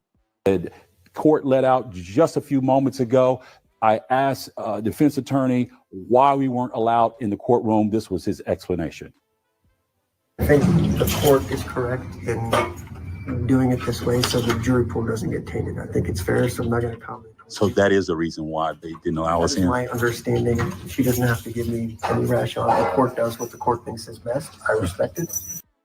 Just go back and give us a comment. What we do know at this point is that according to that defense attorney for Govan, that they had 16 motions altogether to consider. They did 10 of those today, and I'm told they will be back in the morning to do the remaining 6. Meanwhile, a trial is scheduled for the end of August, around August the 18th. Daryl. Fox 13's Daniel Wilkerson live at 201 Poplar. Daniel, thank you. Yeah, I'm telling y'all, man. It's this whole shit right here, man. It's so like this dude pushing so many emotions. Smash that like button, subscribe to the channel, but we ain't done. Rest in peace to Young Dolph. You already know what's going on. When you push so many, this dude put 16 motions in, and they went through about 10 of them. So that means they got 6 left. What's the other 6 he got motion going in? I think Govan trying to push an empty trial court. Nobody in there, no cameras, no public, nothing. That's why I think he's pushing also. If he's gonna talk, he don't want nobody to be in there, and he wanted shit to be sealed from public probably for a while. That's what he's pushing for. But see, if you pushing something like that, that means you about to start talking. You about to start saying some crazy shit, allegedly. And I've been saying this for years. He didn't go to that goddamn cookie shop for no reason. Y'all remember Brick Wolfpack, the rapper that used to be down on PRE, Spanish guy, came out of Houston, Texas. You know, he's all over the place on the internet now. I mean, he went through some shit, whatever. That's his outside life. We ain't here to talk about that. His outside life, what he do, whatever. Because people know down there in Texas and Memphis, they know what I'm talking about. Because I got a clip. I found it. And I found this, and I remember playing the video a long time ago on my Young Dolph video. But I found the clip where he actually said, our boy Dolph didn't go there for no goddamn cookies. And when he did this interview, he backtracked on Twitter and said, like, nah, you know what I mean? I got the call, and I ain't know what I was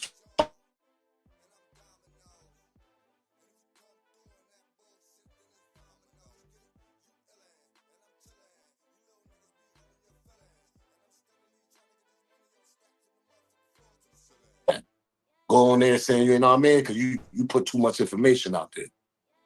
I remember that shit clearly. Let me remind y'all, though. Now, this is ex-PRE member, Wolfpack, coming out of Texas, Houston. Peep what he had to say, the reason why Dolph allegedly went to that cookie shop. Peep this out. Smash that like button, subscribe to the channel, and share this video for my boy, man. Ask you right now, what was Dolph doing when the incident happened?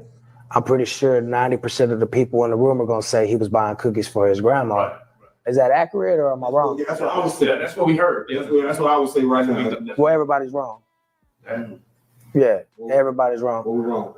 He was at Makita's leaving a deposit to rent out the parking lot for the turkey drive to get back to the community, because that day we were doing the turkey drive because Jay Fizzle did his the day before, Snoop and Woo did theirs the day before, so Dolph was going to do his that Thursday, right? So he pulled off for like 5 minutes and he never does that. What do you really think he was going in there to buy some cookies? Like, come on, like, grandma's every day. He loved grandma. I love grandma too. Like, that's just what it is. But he wasn't there for that. So whoever started that, like, saying stuff like that, like, oh, he was probably there. And the reason why I think they got that and thought that is because there was like a video of him like a year or two ago where he was at Makita's and he was like, man, bro, these the best cookies of my grandma. So instantly in their mind, they thought, oh, he was there buying, cookies for his grandma. He might have been picking them up, but that wasn't what he was there for. He was there, and they didn't want the money, but the type of person he wasn't gonna come over there and just like roach or freeload off of it. You feel me? He pulled up on some like, I'll be right back. I'm finna go over there and chunk them this money, bro. So when they pull up with the box truck with the turkeys, we already set up and we don't interrupt their business because it's a busy holiday season. It's Thanksgiving. Everybody want their pies. Everybody want their cookies, right? So He paid him off for the day, and you know the incident happened. You feel me? Man, it's crazy. So that's even worse. Like you, What y'all think? Y'all believe him? I'm gonna let y'all be the judge on this. Do y'all believe Brick, ex-member PRE, Brick Wolfpack? Do y'all believe him? Because I remember dropping that clip, and a lot of people was like, "I believe that." Because like I keep saying, allegedly, that nigga didn't go there early morning to get no goddamn cookies, man. He went there to go talk some business.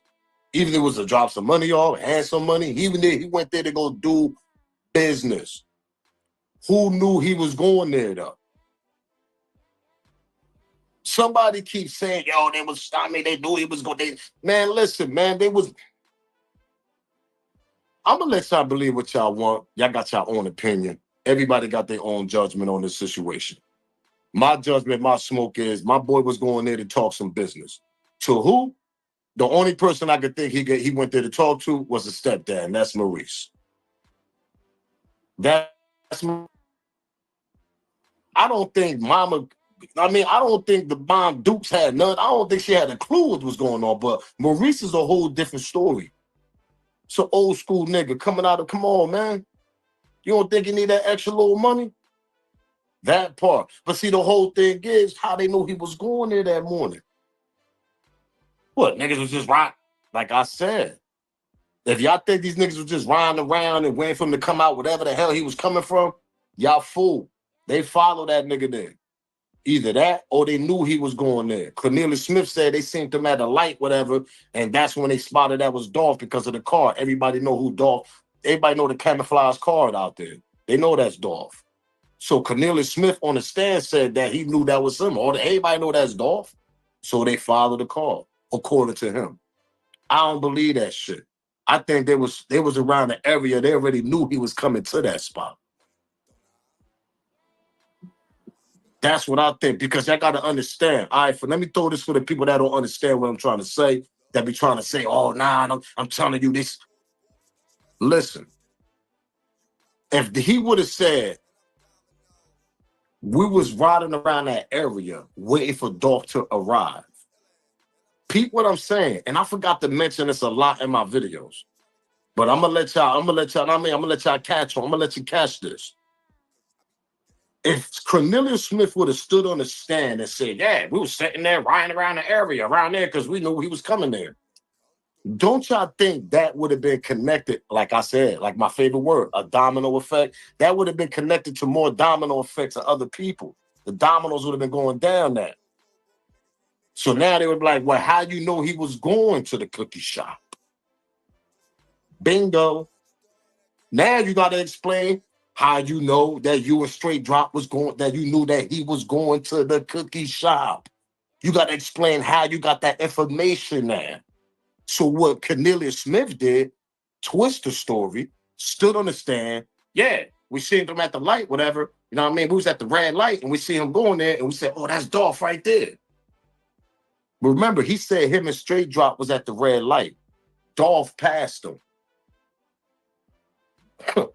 Go back to the trial. Cornelius Smith, when he took the stand, they was at the red light. Dolph passed them. They followed Dolph. He said he hit a 52 fake out, spent them off a little bit, threw them off. But when they spent around, they seen Dolph car was there in the parking lot. This according to Cornelius Smith. That ain't what happened. Y'all understand the picture I'm painting here? You got to throw the narrative. You got to spin it around. You can't say, yo, we was riding around there, then we just spotted Dolph coming because we knew he was coming there. They're going to be like, well, how the F you knew Dolph was coming to the cookie shop? Somebody had to tell y'all more information about that. Bingo, domino effect, now more names are getting involved. So what he do? Oh, we was at the red light and we see him coming there. We spot, oh, that's Dolph right there. That's exact words he said on the stand. No, nigga, you knew he was going there. You knew Dolph was going there. You went Straight Drop, nigga. But the whole thing is, who told y'all niggas that my boy was going there that early morning? And he wasn't going there for no goddamn cookies. Now y'all get what I'm saying here? If he would have stood up there standing and said, oh, now we was just riding around the area there because we knew he was coming there, they would have asked him, how the hell y'all knew he was coming to that cookie shop? Now he would have had to mention more names. Come on, y'all. Let's wake up. Let's be serious here. Let's cut the shenanigans here, man. That nigga went on that stand and spit the whole narrative, man. Oh yeah, we was at the red light and we got Dolph all past us. No, nigga, y'all was headed to the spot because I knew Dolph was going there. And when y'all hit that red light, Dolph was already on his way there. That part. What are we talking about? Y'all already knew he was going there, allegedly. Come on, let's cut it out here. So what he do is he make up that BS story not to bring more people. Because if they would have asked him how he knew he was going there, he would have had to explain how that information that he got, who gave him that information. What are we gonna say, Big Jook? So damn, that connect Big Jook to the cookie shop. That part.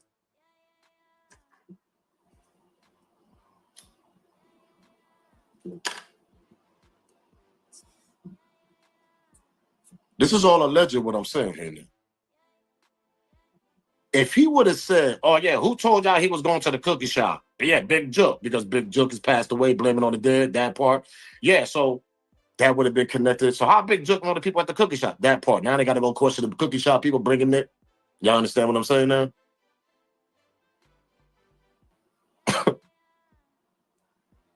Alleged. Remember the video that he just said he was outside the cookie shop and all this? He talking about this one. It again. Say you came to get some what? That's all I came for, to get some Makita. Makita cook. Get the side. Get the side. Come back around here. Come back around there. Yes, these right here. What you got? Chocolate chip. Them hot. Straight out the oven. Just for you. Appreciate you, baby. Be safe. It again. Say you came to get some what? That's all I came for, to get some Makita. Makita cook. Get the side. Get the side. Get the side. Come back around here. Come back around there. Yes, these right here. What you got? Chocolate chip. Them hot. Straight out the oven. Just for you. Appreciate you. For his usual chocolate chip cookies and ice cream. That he got 2 lemon and 2 strawberry cookies. So they was really for his mother. All right, so boom. When Dolph pull up that day, that tend to make me think he didn't call no order in because he didn't get his usual. Okay? So he pulls up at the spur of the moment, out the blue, to get 4 cookies for his mom. And how does she know that those 4 cookies was for his mother? So that tends to make me believe that him and this owner right here, they had a conversation. Him and her had a conversation. Okay? So they had enough time to talk and do all these things while Dolph was there. Let's continue to listen. Dolph and another young man stood in the left corner of the store on their cell phones and never saw it coming. Maurice drove up to see his workers raising their heads from ducking bullets and the young man. All right, so boom. Now, you mean to tell me Dolph and this young man is standing in the left corner of the store, right by each other, on their cell phones. They didn't see the ambush coming. So why is Dolph the only one hit if the young man was standing right there next to him in the same corner? If Dolph got hit over 20 times, why the young man did not get hit 1 time? Somebody please explain that to me. That's very suspicious. But we're going to carry on and we're going to get the full story, then we're going to chop it up. He was just distraught. He was hysterical. He was punching on the window, and because I didn't know what was going on. I didn't know there was a body laying there, and I thought he had shot the place up himself. All right. So see, when Maurice started talking, something don't sound right. So when Maurice drove up, he said he drove up to his employees getting up from ducking bullets. So that means he drove up right after it happened. Okay. So you mean to tell me he said he don't know what happened? You ain't see these bullet holes in your establishment? You ain't know what was going on. So you didn't see Dolph's camouflage Corvette outside your cookie shop. So you didn't know Dolph was inside this building. Come on, brother. That don't sound right. If Dolph been coming there all his life, you know what Dolph look like. You know what Dolph drive. So you don't know that this Dolph laying on your establishment floor dead? Come on, brother. Then you had the nerve to say you thought the young man who was with Dolph shot up your place. I thought he had shot it up. I didn't know what was going on. Come on, brother. Something about that's real suspicious, Maurice. That don't even sound right, man. You know who Dolph is. but we're going to continue to listen to you lie, brother. Hill says just a year ago, young Dolph told him he wanted to tell the world about Makitas. The baker now feels an eerie and painful coincidence between what's happening now and the store's namesake. The reason why I play that clip, right? Smash that like button, subscribe to the channel.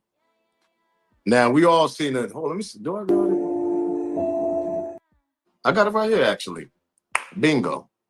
Now, we heard Marie say, yeah, I pulled up. I seen Maurice. I seen Marcus banging on the window, whatever. He was talking about young Dolph's brother. Now, when we play this clip, you see clearly that on a more extended video, Marcus ran out the door with no problem. Wasn't banging on the window, wasn't doing none of that shit.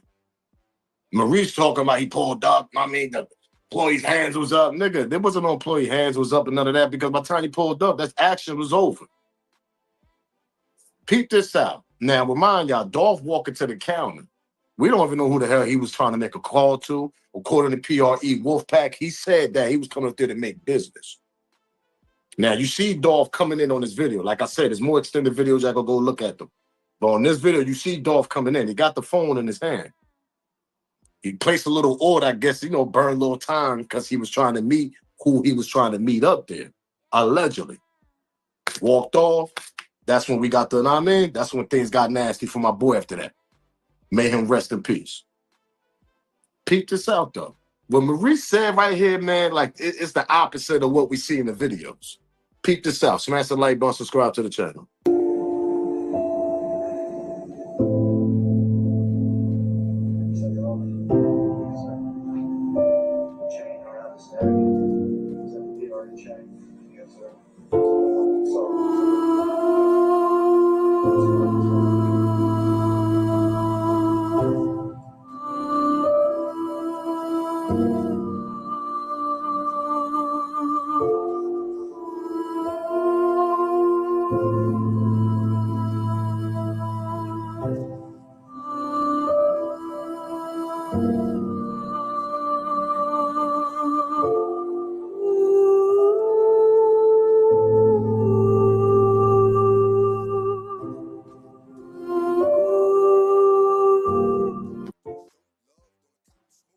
Now, when y'all seen that girl running there, right? That's the employee. That's the female employee right there. Now, she ran. When she seen them coming, when she ran, obviously they pulled up to start letting off the shots. We all seen the video and all that. Ain't no need to play that video. They're going to go check it out on the other. Check it out, whatever. But his brother had no problem going out that door. We all seen the video. We all seen the trial. The video's out there. His brother ran out the door, ran to the car, grabbed the chopper, and started let off a few shots at them. That's you see that shit clearly. You don't see Marcus banging on the window, yo, get me out of here, this and that. Like Marie saying. It wasn't none of that shit going on. None of that shit. So, like I said, my boy went there to go meet up and talk some business. I believe Wolfpack's story from that first interview he did, and I don't care what nobody said. He didn't go there for no goddamn cookies early in the morning. He went there to go do some business, stall some time, order the cookies so he could wait who he was going to wait on. That's what the hell happened. But the whole thing is how the hell they knew he was there. And I don't want to hear that story that Cornelius Smith gave us at court, where he was at the red light and Dolph rolled past. And I'm like, oh, that's Dolph right there. I don't believe that. Y'all niggas was at the red light. Y'all was on your way to there, nigga, that part, nigga. Who told y'all, who gave y'all that drop that Dolph was coming there early morning? That's the whole question. That's the whole question right there. There's a lot of back end shit that was going involved with this Dolph situation. Let's continue. Smash that like button, subscribe to the channel. Now, y'all see old girl run, right? Y'all see all that, right?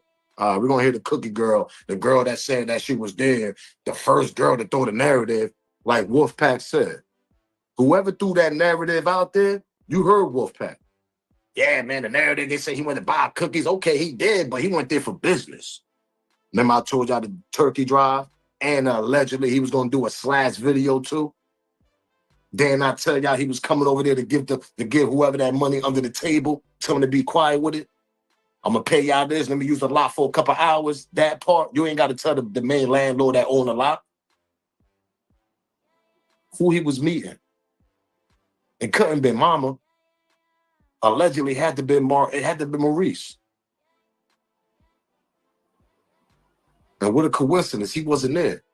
And the cookie girl wasn't there. But the cookie girl know everything when she first arrived, though. She was the first one to give the narrative to the reporter. And then jump on these platforms, start giving more narratives. The person that seen those two shooters coming was the person that was ringing Dolph up. And like I said, And Dolph, so Dolph back is turned to the window.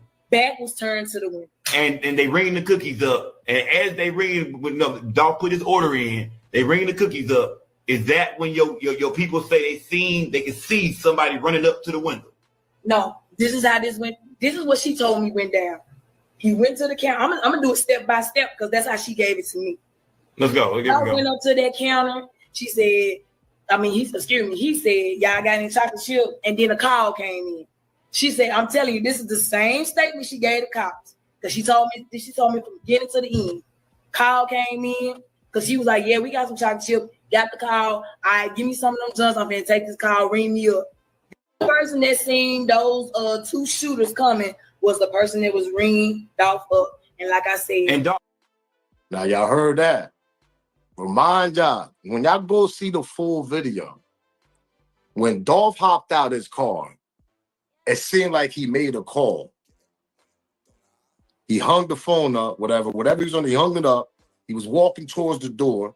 When he walked in the door, that's the footage that I showed y'all. He walked towards the door.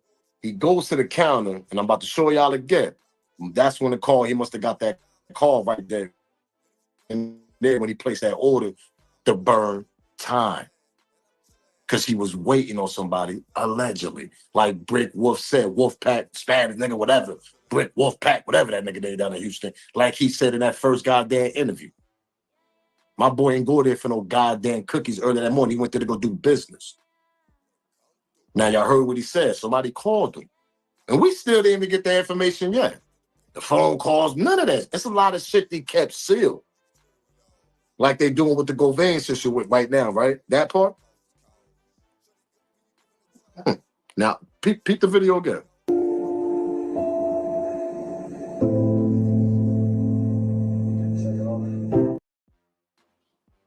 Y'all see my boy on the phone, right?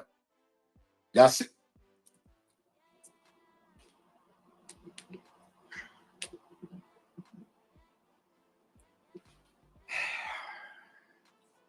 When y'all go see the full video, he hop out the car. He's on the phone. He's walking towards the door. He's holding the phone. When he opened the door, he got the phone back up on his ear. Like the phone was still ringing or something, or he just made a call and hung up, came in the store, and now he got it back up his ear, or he's still waiting for the person to pick up the phone. Person don't pick up. When he get to the counter, that's when you see him leaning and you see him doing all this, making an order. He got his hands. Peep the whole motion. He's making an order. That's when you see him walk off because he got that phone call back. Who the hell called him, though?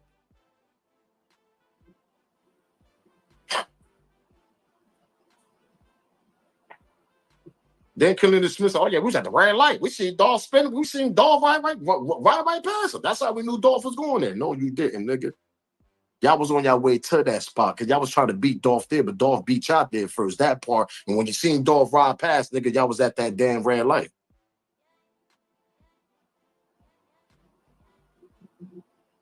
Y'all niggas must have made a phone call and told me. It's a lot of back end shit going on. But let me play the video one more time. Smash the like button, subscribe to the channel.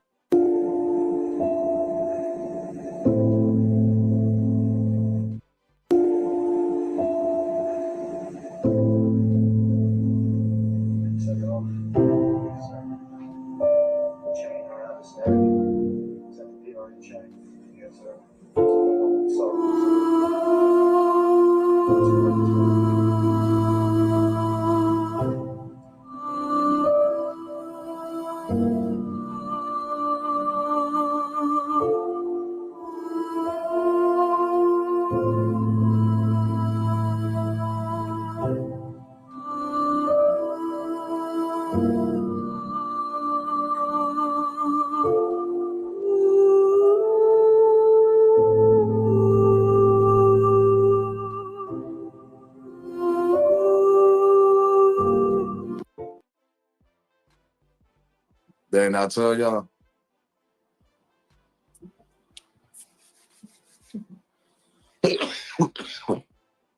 So the whole question is, who's the real reason why he went there? They got this nigga documents now. They trying to hide evidence, seal the evidence, and all this. They trying to do all that. Just like we're straight dropping them Cornelius Smith. They didn't drop a lot of bombshell shit that we should have gotten. Who called Dolph on that call? Who made that phone? Unless they're gonna bring this up on the Govain trial. Because we still don't know who called Dolph while he was in the cookie shop. We still don't know what's the reason why Dolph went there early morning. According to Wolfpack, he said he went there for business. Ordered some cookies. Okay, matter of fact, let's go back one more time with the Wolfpack interview before I get up out of here. Let's go one more time, man. Let's go, because I really believe this was exactly what he went there for. He ain't go there for no cookies early morning. He went there to go buy that to stall some time. Peep this out for the people that didn't catch the video the first time. Smash the like button, subscribe to the channel, share this video. Ask you right now, what was Dolph doing when the incident happened? I'm pretty sure 90% of the people in the room are gonna say he was buying cookies for his grandma. Is that accurate or am I wrong? Yeah, that's what I would say. That's what we heard. That's what I would say right now. Well, everybody's wrong. Yeah, everybody's wrong. What we wrong? He was at Makita's leaving a deposit to rent out the parking lot for the turkey drive to get back to the community, because that day we were doing the turkey drive because Jay Fizzle did his the day before, Snoop and Woo did theirs the day before, so Dolph was gonna do his that Thursday, right? So he pulled off for like 5 minutes and he never does that. What do you really think he was going in there to buy some cookies? Like, come on, like shop, like, you know, grandma's every day. He loved grandma, I love grandma too. Like, that's just what it is. But he wasn't there for that. So whoever started that, like saying stuff like that, like, oh, he was probably there. And the reason why I think they got that and thought that is because there was like a video of him like a year or two ago where he was at Makita's and he was like, man, bro, these the best cookies and my grandma. So instantly in their mind, they thought, oh, he was there buying, you know, cookies for his grandma. He might have been picking them up, but that wasn't what he was there for. He was there, and they didn't want the money, but the type of person he wasn't gonna come over there and just like roach or freeload off of it. You feel me? He pulled up on some like, I'll be right back. I'm finna go over there and chunk them this money, bro. So when they pull up with the box truck with the turkeys, we already set up and we don't interrupt their business because it's a busy holiday season. It's Thanksgiving. Everybody want their pies. Everybody want their cookies, right? So he paid them off for the day, and you know the incident happened. You feel me? Man, it's crazy. So that's even worse. Like you heard that, right? Paid them off for the day, then the incident happened. Was gonna pay them off for the day, but then that incident happened. Now, some people gonna say, oh nah, you know, Brent Wolf, he this, he that. Listen. Whatever he got going on in his outside life now, we ain't talking about that. We talking about when he was down with PRE and when he did this interview. Because he backtracked and went on Twitter right after that and tried to back it up and try to say, nah, it ain't go. Nah, nigga, you got that call from the camp, nigga, and they told you that you gave out too much information. Allegedly. That's what happened. I believe this story. Absolutely believe it. But I'm going to let y'all be the judge on this. What did he really come there for? They over here hiding, information. They trying to seal it up. They trying to seal things up over here with Govain. What he's hiding? What's going on? What names he gonna drop? Who else involved in this? I'm not believing Cornelius Smith took this stand. Yeah, we was at the red light and we seen Dolph ride right past. Yeah, niggas, y'all was on y'all way there, nigga. Y'all just wasn't riding around there just for the coincidence at 11, whatever, 10, 12 in the morning. Nah, nigga. Think about that. Y'all, let's cut the shenanigans out. You telling me that straight dropping this nigga was just in the car riding around early morning. Allegedly, there was bags on niggas' heads. I showed y'all that in the beginning. So if you run around that main strip right there, nigga, you know Dolph go to that cookie shop, but somebody had to put you up on it. Cornelius Smith and Straight Drop barely even knew each other. So let's put that in the air. These two niggas was not best friends. They didn't grow up with each other, Straight Drop and Cornelius Smith. Y'all just heard this. Govain put them niggas together. That part. Allegedly. According to the news and all this. But everything else, they want to seal everything else. Yeah, because there's more information out there. Backing people that was involved, people that knew that he was going to the cookie shop. I've been saying this since day one. He didn't go there early. Oh, yeah, let me pull over and get some cookies. I got the munchies. We all know Dolph. I mean, he get right. We all know he get right with that. Know what I mean? But nigga wasn't pulling up there for that early morning, like Brick Wolf said. He was going there to drop a deposit off, man.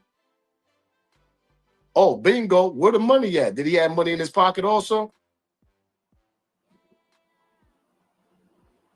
I remember when this first happened, people said that they believed that somebody took some money out of Dolph's pocket also. Allegedly. I'm going to let y'all be the judge on this, man. This is nasty work. August 18th around the corner, man. We're going to see what's going to break out. We're going to see what's going to happen, man, because they trying to seal a lot of shit, yo. There's a lot of stuff they trying to seal, lock it in, and don't put it out to the public. On to the next video to be continuing with this case because it's about to happen. Rest in peace with Dolph, man. It's a lot more players involved, man. I'm telling y'all. Allegedly, there's a lot more players involved in this. I'm telling y'all. On to the next one, man. Y'all already know, man.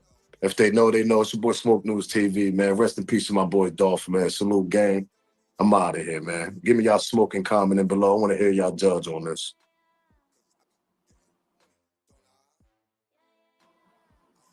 Oh, man. You can't make this up, right, y'all? Y'all really can't make this up, man.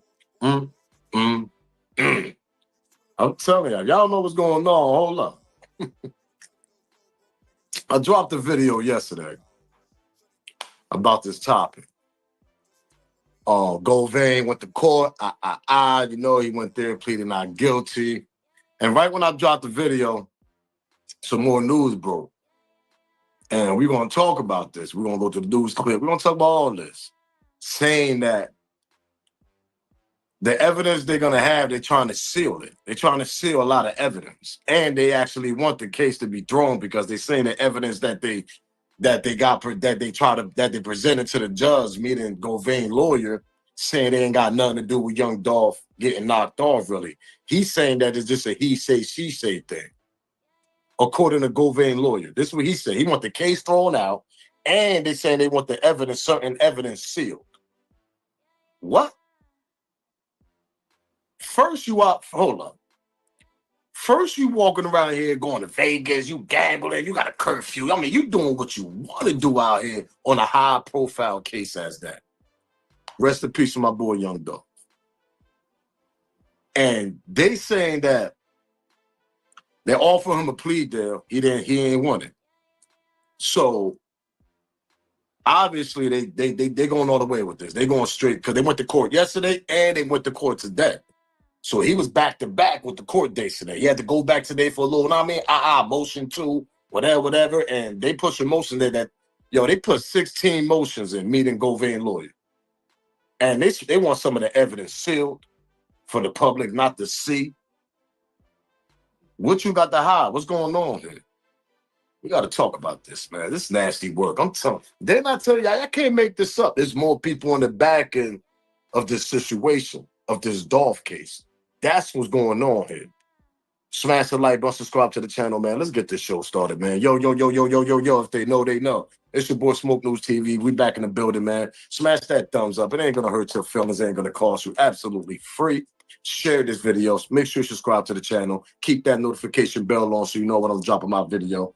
Make sure you try to get your membership. Team Smoke Gang. Shout out to everybody that got theirs. Shout out to Team Smoke Gang. Shout out to everybody supporting the channel. Appreciate y'all. Let's get this copyright out the way because, man, we got a lot to talk about. And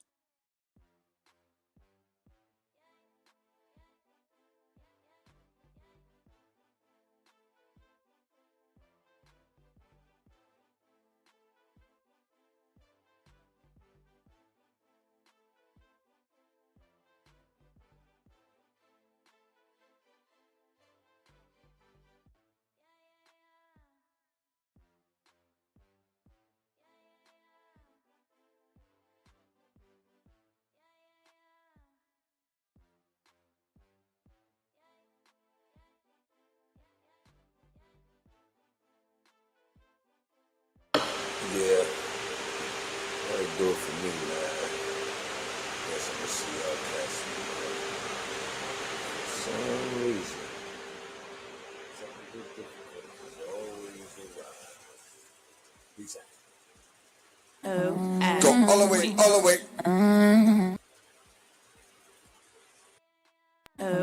Go all the way, all the way. D-block, baby, I'm back and I'm boss. And I'm off of that sauce. I'm getting money, of course, but I'm never ever think of taking a loss. Shorty sipping that crystal. So shorty started buck wild. Shorty back and buck wild. So you know niggas dicks out. She taking them down. All the way down. She be taking them down.